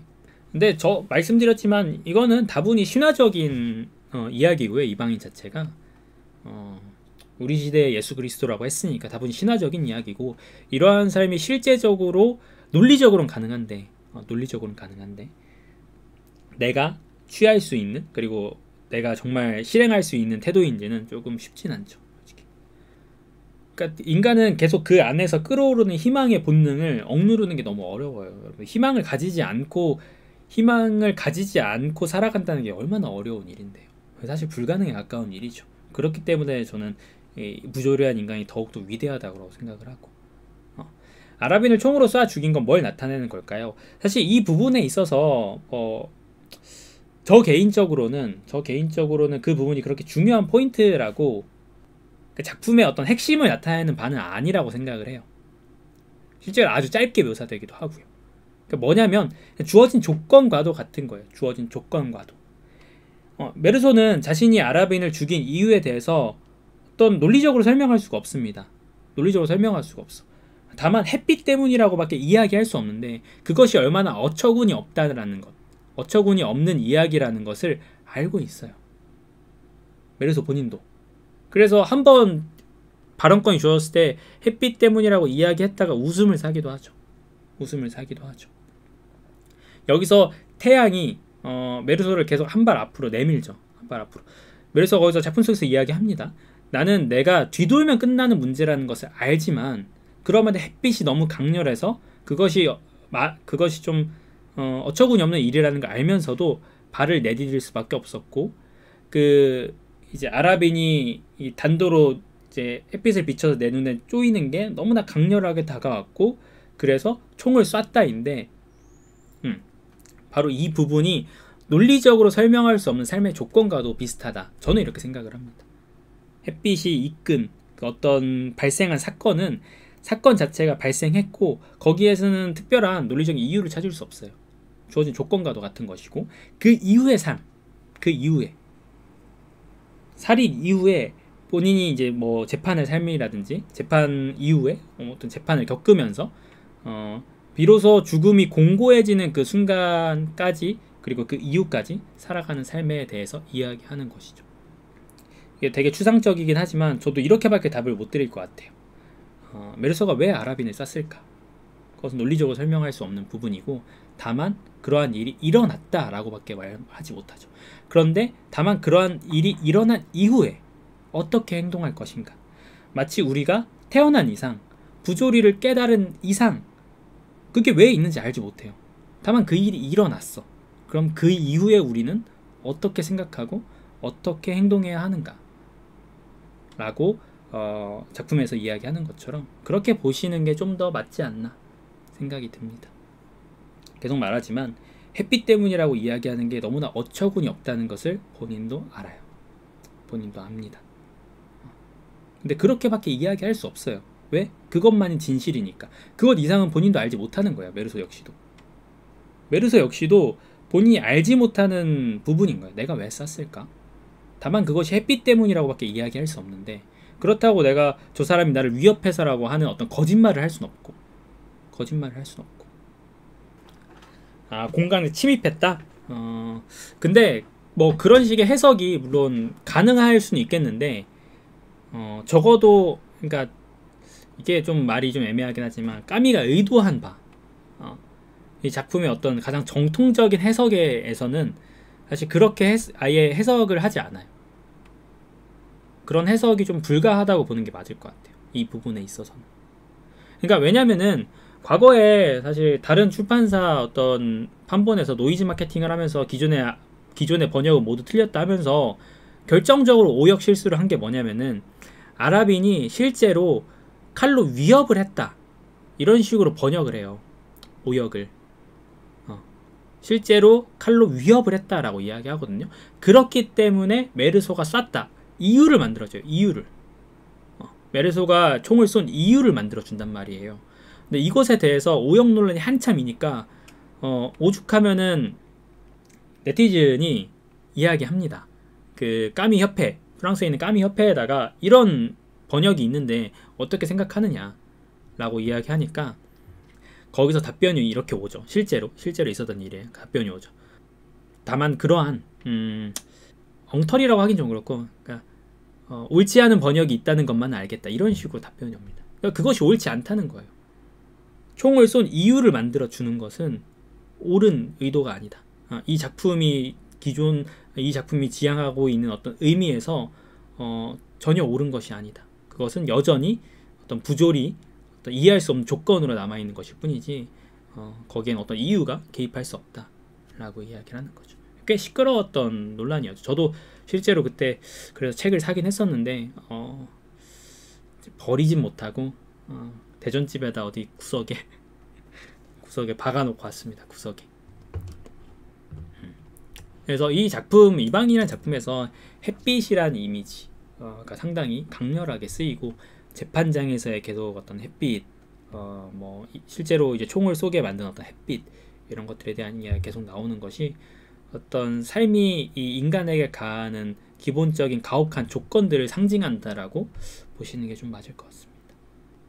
그리고 이제 많이 오해하시는 것 중에 하나가 메르소가 어머니에 대한 태도가 너무 무정했고 감정을 못 느끼는 것이 아니냐라고 이야기했지만, 중간중간에 텍스트를 잘 보시면요, 메르소 역시도 어머니를 사랑했다는 문장이 분명히 있습니다. 나는 어머니를 다른 사람과 마찬가지로 사랑했지만 그것은 아무런 의미가 없다 라고 이야기하죠. 그것은 아무런 의미가 없다. 그리고 변호사가 어머니를 사랑했습니까? 슬펐습니까? 라고 물을 때에도 메르소 작품 내에서 어떻게 대답을 하냐면요, 슬펐어요 라고 대답하는 것이 아니라, 나는 그런 질문을 던져야 하는 입장이 만약 본인이라면, 내가 그런 질문을 던져야 한다면 좀 매우 당혹스러웠을 것 같다. 당연한 것인데 그런 당연한 질문을 던지게 하는 것이 조금 당혹스러울 것 같다, 이렇게도 이야기하거든요. 그러니까 우회적으로 표현하듯이 메르소 역시도 어머니를 사랑했고, 살라메노 영감이 걔를 잃어버렸을 때 집의 구석에서 조용하게 울잖아요. 메르소는 벽을 통해서 살라메노 영감이 우는 것을 듣습니다. 그 순간 어떤 상실에 대한 슬픔에서 그 울음 속에서 메르소가 무엇을 떠올리냐면 어머니가 돌아가신 것을 떠올리기도 하고요. 어머니가 돌아가신 것을 떠올리기도 하죠. 그런 걸 생각해 보면은 메르소가 어머니의 죽음을 슬퍼하지 않았다거나 어머니를 사랑하지 않았다거나 감정을 못 느낀다거나 그런 것은 절대 아니라고 볼 수 있겠죠. 항상 배경으로 여름만 언급이 되는데 생각보다 이 이방인이라는 작품에서 시간의 흐름이 길지 않아요. 특히나 이 작품 처음에서 1부의 끝, 총을 쏘기 전까지의 기간은 며칠 뭐 해봐야 이제 몇 달도 안 될 것 같기도 하고요. 얼마 되지도 않고요. 이제 그 뒷부분 2부에서 이제 재판 기간은 1년이라고 되어 있는데, 그러니까 전체 기간이 생각보다 길지 않습니다. 그리고 배경 자체가 아시다시피 해변가하고 이제 약간 지중해 쪽이기 때문에 이게 여름 배경이 될 수밖에 없는 부분이 있죠. 그러니까 시간이 길지 않으니까 봄, 여름, 봄, 가을, 겨울이 나올 만한 그런 어떤 시간적 흐름이 없습니다. 그리고 뭐 이 햇빛 자체를 강조하고 부분이 어떤 이 여름이라는 배경, 햇빛이 강렬한 배경으로 나오지 않았을까 싶기도 하고요. 메르소 역시도 설명할 수 없지만 그 순간 느끼죠. 인생의 불행의 문을 두드리는 네 번의 노크 소리 같았다. 그래서 이 작품 속에서 메르소를 그나마 이해한 인물이라고 한다면은, 여러분 셀레스트의 법정 어떤 증언을 좀 유심히 보셔야 될 필요가 있습니다. 셀레스트의 법정에서의 증언을 좀 보셔야 될 필요가 있어요. 그게 어떤 이 작품 속에 담겨 있는 생각을 잘 드러내고 있는 부분이 있습니다. 뭐라고 하는지 기억하시나요? 셀레스트에게 이제 판사나 이제 검사가 물으니까, 내 생각으로는 그것은 하나의 불운입니다. 불운이 어떤 것인지는 누구나 압니다. 불운이라는 것은 어찌할 도리가 없습니다. 또 내가 볼 때 그건 하나의 불운입니다 라고 이야기하죠. 어찌할 도리가 없는 불운, 이게 삶에 주어진 조건과도 같다. 이렇게 상징적으로 이해를 해보시면 될 것 같습니다. 셀레스트는 어느 정도 이해를 하고 있죠. 메르소라는 인물에 대해서. 그거는 그냥 불운이었어. 어찌할 수 없는 거야. 거기에 어떤 이유, 논리적인 이유, 그런 것이 있었던 게 아니야. 그렇게밖에 이야기할 수 없어. 삶이라는 것은 원래 그런 거야. 삶이라는 것은 원래 비합리적인 것이고, 그것을 아무리 이해해보려 하지만 그냥 주어진 조건이고 어찌할 도리가 없는 거야 라고 이야기하는 것과 비슷하다고 보시면 될 것 같습니다. 그러니까 이렇게 생각하면은 이 이방인에 나오는 문장들이 이 부조리주의에 대한 생각, 삶에 대한 반항적인 시각들을 내포하고 있는 게 좀 많이 보입니다. 일례로 제가 좀 계속 발췌해 놓은 것들을 좀 말씀드리면은, 특히나 이제 후반부 같은 경우는 사형수가 되고 메르소가 본격적으로 이야기하는 게, 그 선고가 내려진 순간부터 그 결과는 내가 몸뚱이를 비벼대고 있던 그 벽의 존재와 마찬가지로 확실하고 심각한 것이 된다는 사실을 인정하지 않을 수 없었다. 자신의 삶의 죽음이 피할 수 없는 어떤 현실로 확고하게 지어지는 순간에 대한 깨달음에 대해서 이야기도 하고, 그러나 인생이 살만한 가치가 없다는 것은 누구나 알고 있다. 결국 30살에 죽든지 60살에 죽든지 별로 다름이 없다는 것을 나도 모르는 바 아니었다 라는 건 역시도 이 삶에 대한 메르소의 태도, 부조리한 인간의 태도를 잘 나타내고요. 그리고 부속사제가 나중에 죽더라도 그 무서운 시련을 어떻게 맞이할 것이냐라고 이야기한 게, 내가 지금 맞고 있는 거 꼭 마찬가지로 동일하게 그 시련을 맞을 것이라고 대답하는 것. 아무런 희망도 없이 죽음이 완전히 없어져 버린다는 생각으로 살고 있습니까? 하고 말했을 때 그렇습니다 하고 메르소가 대답한 것. 그리고 그의 신념부터 시작해서 가장 이제 격정적으로 감정을 정말 폭발적으로 드러내는 부분, 마지막 부속사제와의 대화, 이런 것들. 레몽 마리 등의 캐릭터는 무슨 상징성을 나타내는 것인가요? 특별히 막 어떤 추가적인 상징이나 그런 것이라기보다는 전체적인 상황에서 적절한 캐릭터 사용이지 않았나 싶어요. 전체적인 캐릭터 사용에서 특별히 막 각 인물이 어떤 상징성을 대표하고 그렇다기보다는 이야기의 흐름에서 필요한 부분이라고 생각이 좀 듭니다. 1부 끝에서 왜 살인했냐 라고 아까도 사실 답변을 해드렸지만, 이게 좀 받아들이기 힘들지만 논리적으로 설명할 수 없습니다. 그거는 논리적으로 설명할 수 없는 부분이에요. 다만 햇빛 때문이라고 밖에 이야기할 수 없어요. 그것은 주어진 조건이에요. 그냥 그 이야기에서의 어떤 설정된 세팅 같은 거예요. 그래서 계속 말씀드리지만 이방이라는 작품은 리얼리즘이나 이런 부분들을 표방한다기보다는 신화적인 작품을 읽으시는 게 좀 더 맞아요.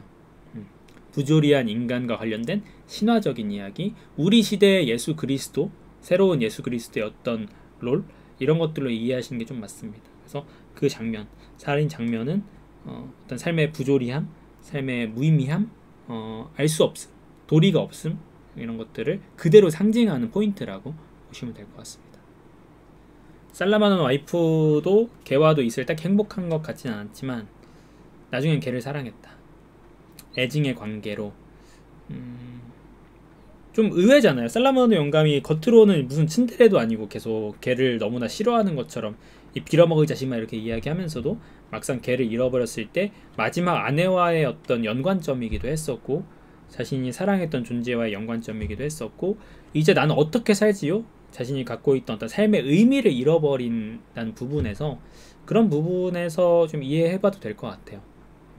살라마노 영감에게 어찌 보면 유일한 삶의 의미였던 어떤 강아지와의 유대 관계가 강아지의 실종으로서 삶의 의미가 사라지고 절망을 겪게 되는 부분으로 봐도 되는 건가. 뭐 어쨌든 스토리상으로 잘 이제 뭐 들어간 부분이라고 볼 수 있겠죠.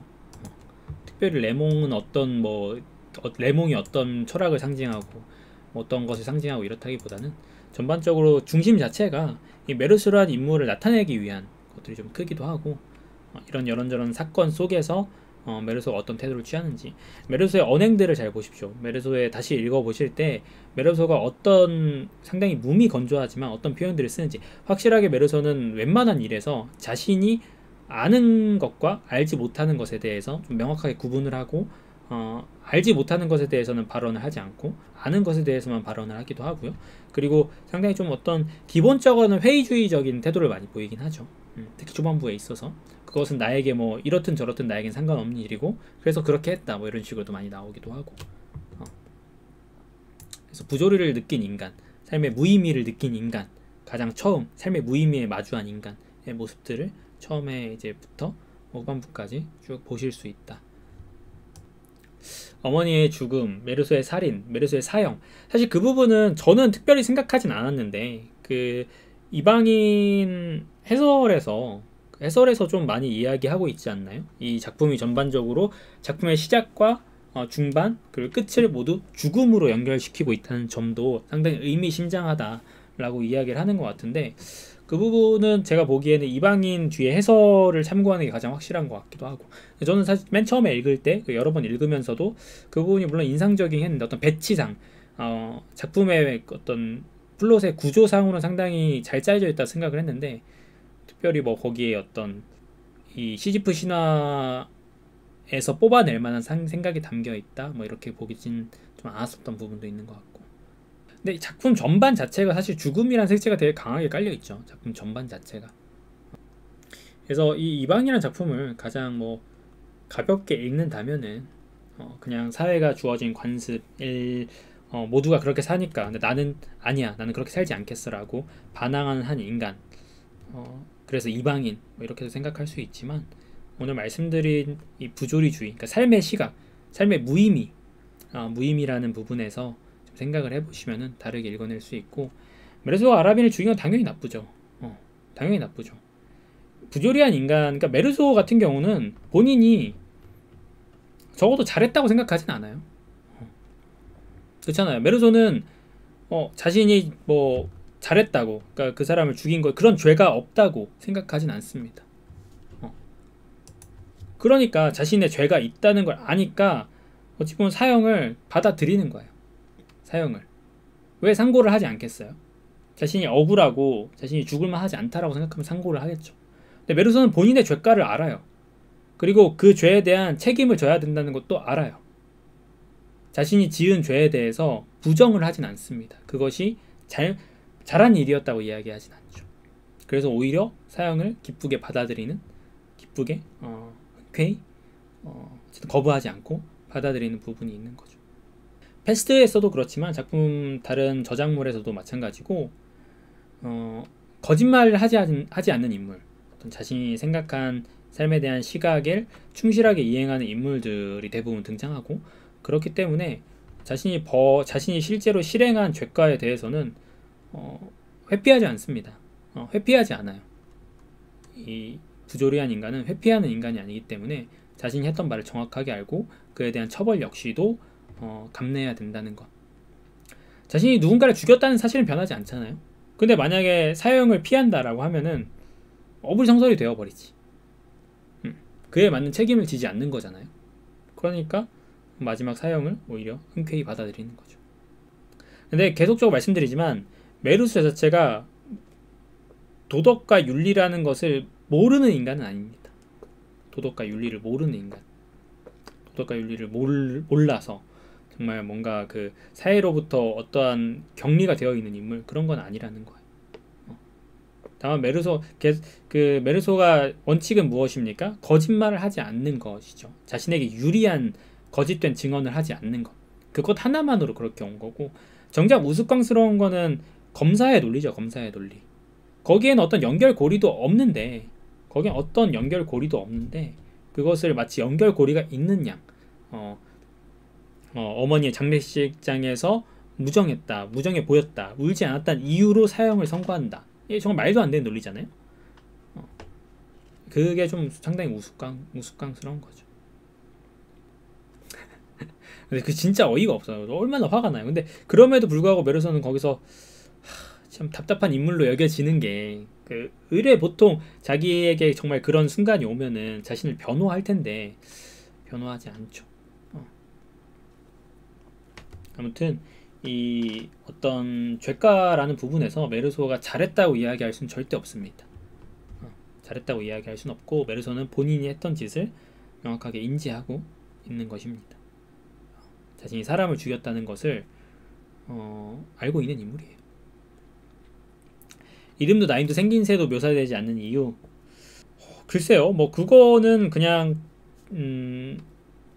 일반적인 문학적 해석으로 보자면은 어떤 부조리한 인간이지만 우리가 처한 상황, 우리 인간들이 처한 상황 모두 동일하다는 점에서 어떤 익명성이라는 느낌을 띠고 구체적인 것을 벗어나서 비구체화 속에서 모두를 대변할 수 있는, 뭐 이렇게 이제 해석은 할 수 있을 것 같습니다만, 뭐 까미의 생각 자체가 어떤 부분에서 그렇게 드러나진 않았어요. 왜 그렇게 설정했느냐라고 했을 때 뭐 인터뷰를 하거나 저작물에서 쓴 바는 없습니다. 근데 뭐 굳이 해석하자면 그렇게 할 수 있지 않을까.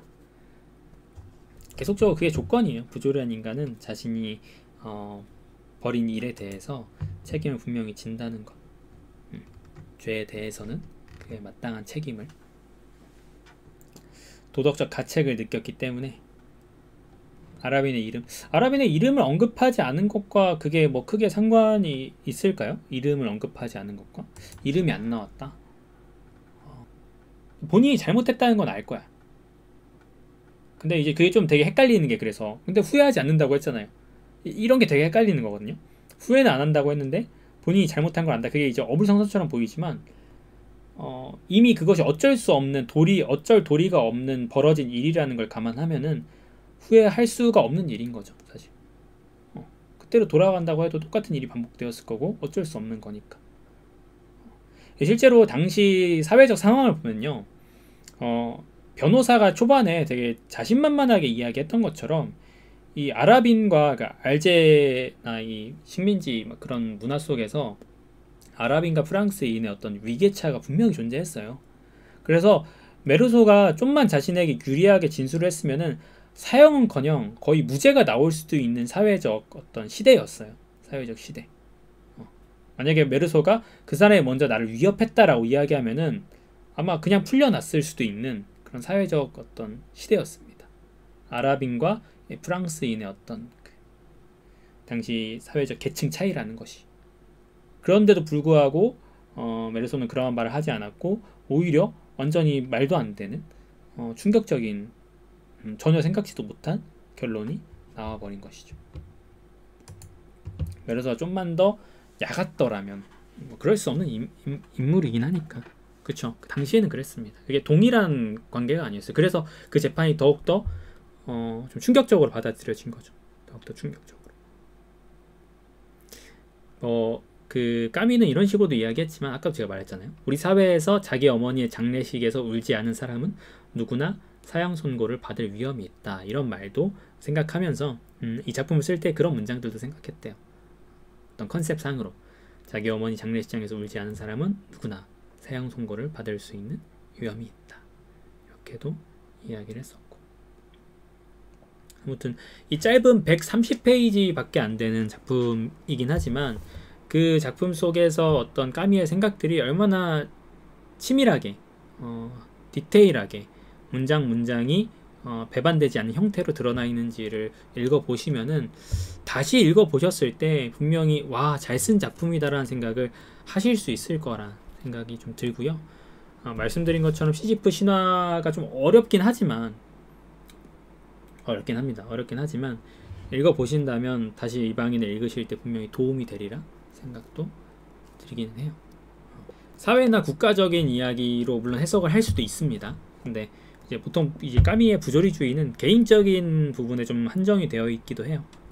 어쨌든 이 작품의 가장 중심은 부조리한 인간인 메르소가 깨닫는 과정, 그리고 그것에 대해서 어떤 죽음이라는 명실상부한 전제에 대해서 어떤 삶을, 어떤 생각을 가지고 갈 것인가, 이렇게 이야기하는 것이고요.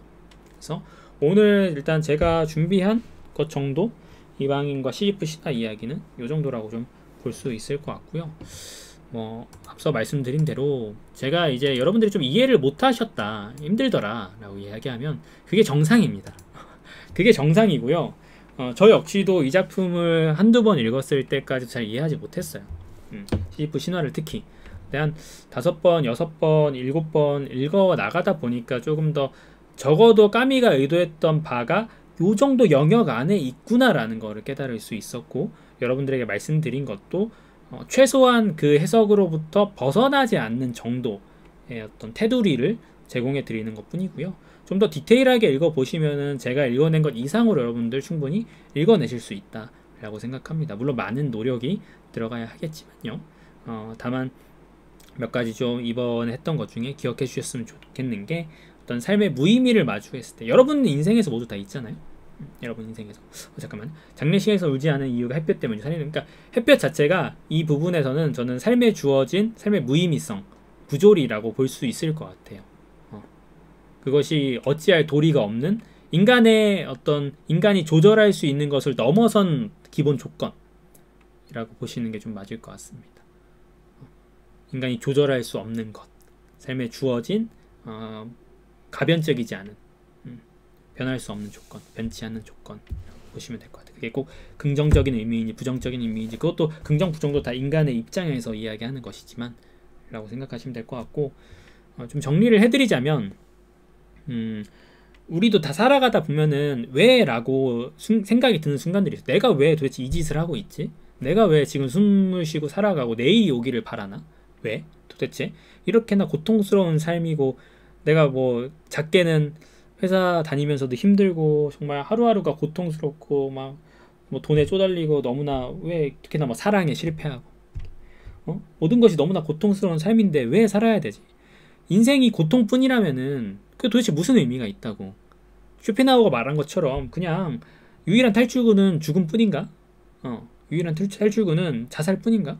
왜 도대체 이 앞으로도 힘들 것 같은, 이번에 힘들었는데 내일은 안 힘들까? 분명히 더 힘들 텐데, 이런 것이 계속 반복될 텐데 왜? 내 삶에 주어진 의미는 뭐지? 나는 뭐 때문에 이곳에 존재하는 걸까?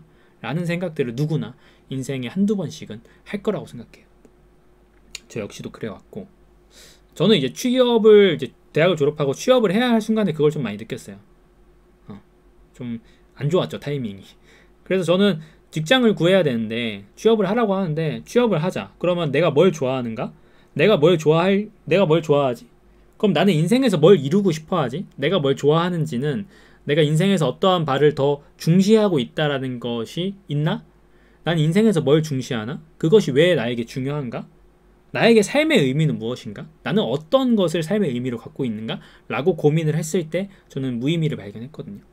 아, 삶은 그러한 나에게 어떤 정답을 주지 않는구나. 삶은 무의미하구나. 그러니까 인류 전체가 공통으로 갖고 있는 인생의 작은 의미, 뭐 가족들과의 관계, 행복, 이런 작은 의미가 아니라 대전제, 내가 인생에서 궁극적으로 취해야 하는 그런 것들은 없구나라는 것을 깨달았고, 이제 그 삶의 무의미로부터 생은 그러면 살나 안 사나 똑같으면 어떻게 해야 되지? 라는 부분에서 까미는 그것이 이제 부조리한 인간, 부조리를 깨달은 인간의 위치이고, 그 대응하는 태도로 세 가지가 있다. 부조리의 속성에 대해서 이야기해주면서 철학적 자살과 그냥 자살과 반항이라는 태도를 소개하고 있는 거고요.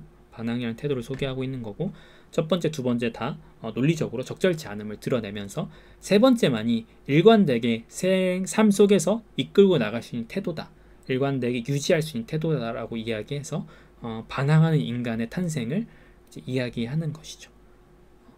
그러나 계속 말씀드리지만 그것이 쉽지는 않습니다. 그것은 어려운 일이고, 저도 그러한 태도를 견지하고 최대한 그렇게 살아보려고 노력은 하는 부분이 있는데, 전 잘 안 되더라고요. 잘 안 되더라고. 제 안에 희망이 끌어오는 것을 참 막기가 힘듭니다. 야, 잘하면 이렇게 될 수도 있지 않을까? 인생 뭐 이렇게 하면서 생각하게 되는데, 희망을 갖지 않고 삶을 계속 살아간다는 게 저도 좀 쉽진 않더라고요.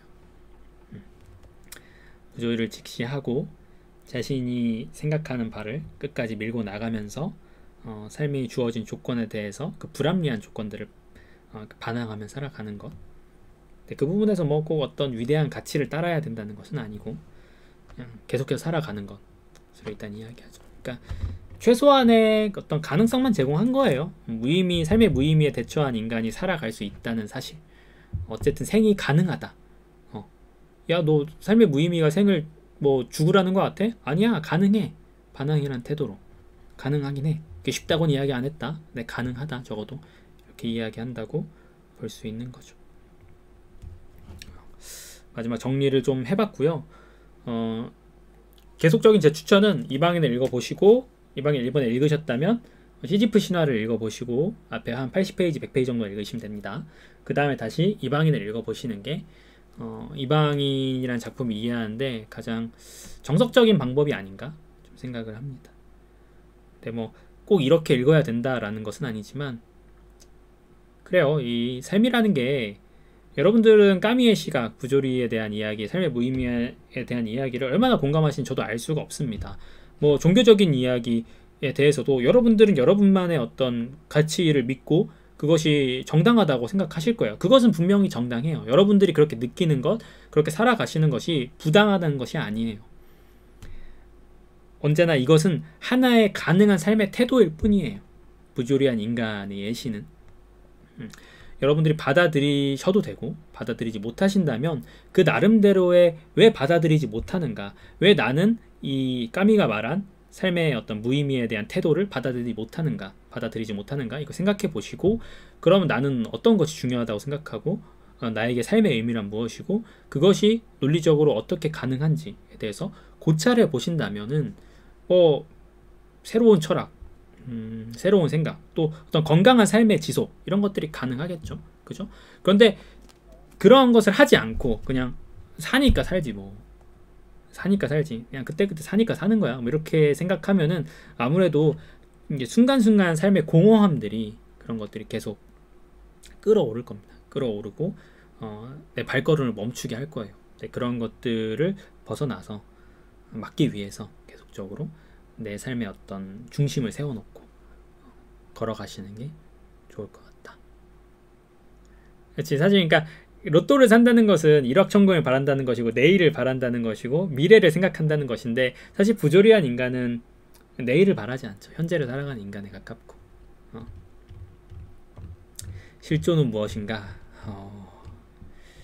이렇게 뭐 쉽게 대답할 수 있는 질문은 아니긴 합니다만, 맞아요. 그 자체로 존재한다는 거예요. 그 자체로. 그 자체로.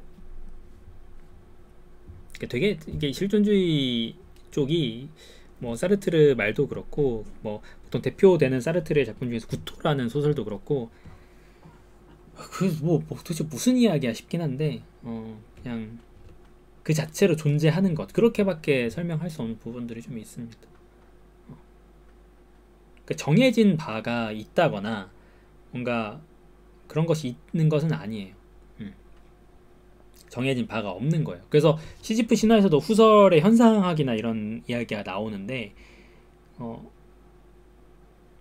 어떤 식으로 생각하면 되냐면은, 책이 있다면은 책을 읽는 것으로 생각하잖아요. 책을 읽는 것으로. 근데 이것은 이제 인간이 부여하는 가치에 가까운 것이고, 그냥 그 자체예요. 책은 이 자체로서 존재하는 것이지, 여기에 어떤 목적이나 의도가 그 자체로서 궁극적으로 존재한다는 것은 아닌 거예요. 궁극적으로. 뭐 일례로 이거를 흉기로 쓸 수도 있는 것이고, 흉기로 쓸 수도 있는 것이고, 뭐 읽는 용도로 쓸 수도 있는 것이고, 냄비 받침으로 사용할 수도 있는 것이고, 이런 부분. 보통 이제 실존이라는 시각의 어떤 연장선, 후설의 현상학에 대한 이야기라고 볼 수도 있죠. 무수히 많은 가능성에 대해서. 이것에 대해서도 까미는 시지프 신화에서 좀 까고 있긴 한데, 다신교를 도입하는 것이다 라고 이야기하는데, 애당초 이 실존주의에서는 궁극적인 본질 같은 건 없다. 좀 어렵습니다. 저도 근데 이 부분에서 뭐 아마추어니까 잘 알지 못하는 부분도 있고, 명쾌한 부분이 좀 받아들여지지 않는다면은 그래요. 그건 제가 알지 못하기 때문이고요. 추후 다른 정보들을 공부해 보시는 게 가장 좋을 것 같긴 합니다. 사르트르 책을 읽어본데 이게 워낙 어려워가지고 인생을 이렇게까지 좀 고민하고 살아야 되나 싶은 부분들은 좀 있죠. 또 여러분들의 삶 속의 생각들의 조금 하나의 가능성으로, 그냥 뭐 이런 생각들도 있구나, 이런 생각들도 있구나 라고 생각해 보셨으면 좋겠고, 오늘은 요 정도 까미의 이방인과 시지프 신화에 대한 이야기를 맞춰보려고 합니다. 추가적으로 패스트라든지 요거 이야기해드려야겠다. 작품 속에서 그 메르소가 신문 귀퉁이 기사를 보고 수없이 읽잖아요. 그 이야기 기억하세요? 어떤 어린 시절에 잃어버린 아들이 이제 어머니를 찾아서 왔더니 여관이었고, 여관에서 이제 어머니를 만났지만 숨기고, 자신의 정체를 숨기고 결국 뭐 살해당해서 뭐 이런 이야기가 있잖아요. 그 작품은 실제로 까미의 작품 중에서 오해라는 극작품으로 되어 있습니다. 그래서 그거 읽어보시는 것도 저는 상당히 재밌었던 것 같아요. 되게 한 그 문단으로 설명되어 있는 그 이야기가 까미의 저작 중에서 오해라는 극작품으로 나와 있으니까 나중에 혹시 있으시면 상당히 재밌습니다. 그것도 상당히 아이러니하고 안에 대사들 이런 것들 읽어보면 또 통찰할 수 있는 부분들이 좀 있으니까 좀 어려운 이야기예요. 제가 이렇게까지 읽어내야 되나 싶지. 솔직히 일반 독서 모임에서 이렇게까지 이방인을 뭐 좀 어렵게 막 부조리주의와 관련해서 이렇게까지 이야기할 필요가 있을까 싶긴 한데, 그래도 저도 이게 처음에 읽었을 때 너무 놀라웠고, 여러분도 조금 그나마 어떤 가능성의 단초를 발견한다는 면에서 이렇게 한번 해봤고요. 패스트라든지 패스트 역시도 이러한 시각이 완전히 벗어나 있지 않거든요. 까미 같은 경우는 첫 번째 이제 부조리라는 주제로 혹은 이제 거부라는 주제로 극작품 하나, 그리고 철학적 에세이 하나, 그리고 소설 하나, 이런 식으로 보통 3부작으로 써요. 3부작으로. 첫 번째 이방인, 시지프 신화, 그리고 칼리굴라 였나 그럴 거예요. 칼리굴라, 이방인, 시지프 신화인가 아마 그랬나? 두 번째 파트가 반항이었고, 그게 반항하는 인간, 철학적 에세이, 소설은 패스트, 그리고 세 번째가 오해였나? 아니야. 그거다. 그거. 지금 제목을 까먹었거든요. 여기 어딘가 있는데. 정의의 사람들. 이 두 번째 반항이라는 주제와 관련해서 철학적 에세이는 반항하는 인간, 희곡은 정의의 사람들, 계엄령도 같이 포함될 거예요. 계엄령도 같이 포함될 거고, 그리고 소설은 패스트였고, 세 번째 주제가 사랑이었어요. 원래 사랑. 세 번째 주제가 사랑이었어요. 그러니까 까미는 나름 계획을 갖고 있었어요. 처음에 거부, 부조리를 통해서 깨닫고 반항하는 삶을 추구하고, 그리고 그 마지막은 사랑이라는 결론에 이르는 것이 까미의 어떤 전체적인 테마였는데, 말씀드렸다시피 이 사랑을 쓰기 전에 사망을 했죠. 이제 그 반항까지 써놓고 사랑을 써야 되는 그 시기에 불의의 사고로 사망을 합니다. 그래서 우리가 초반에도 이야기했지만 까미가 썼을 사랑 이야기, 그게 너무나 좀 저도 궁금했고 너무나 안타까운 부분이 있어요. 어떤 부분에서 최초의 인간이라는 미출간된 그 원고가 어떤 이 반항과 사랑 사이의 어떤 그 연결점을 제공한다고는 하긴 하는데, 아무래도 완전한 생각을 우리가 찾아보긴 어려운 것 같습니다.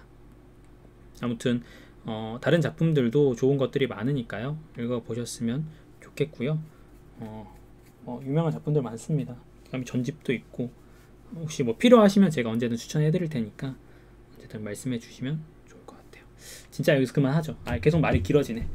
수고하셨습니다. 일단 오늘 독서 모임은 여기까지 하고, 이제 우리 또 책 정하고 그런 시간을 같이 가져보도록 하죠. 좀 어려웠다면 죄송합니다. 수고하셨어요, 여러분. 일단 녹화는 여기서 마치겠습니다. 유바.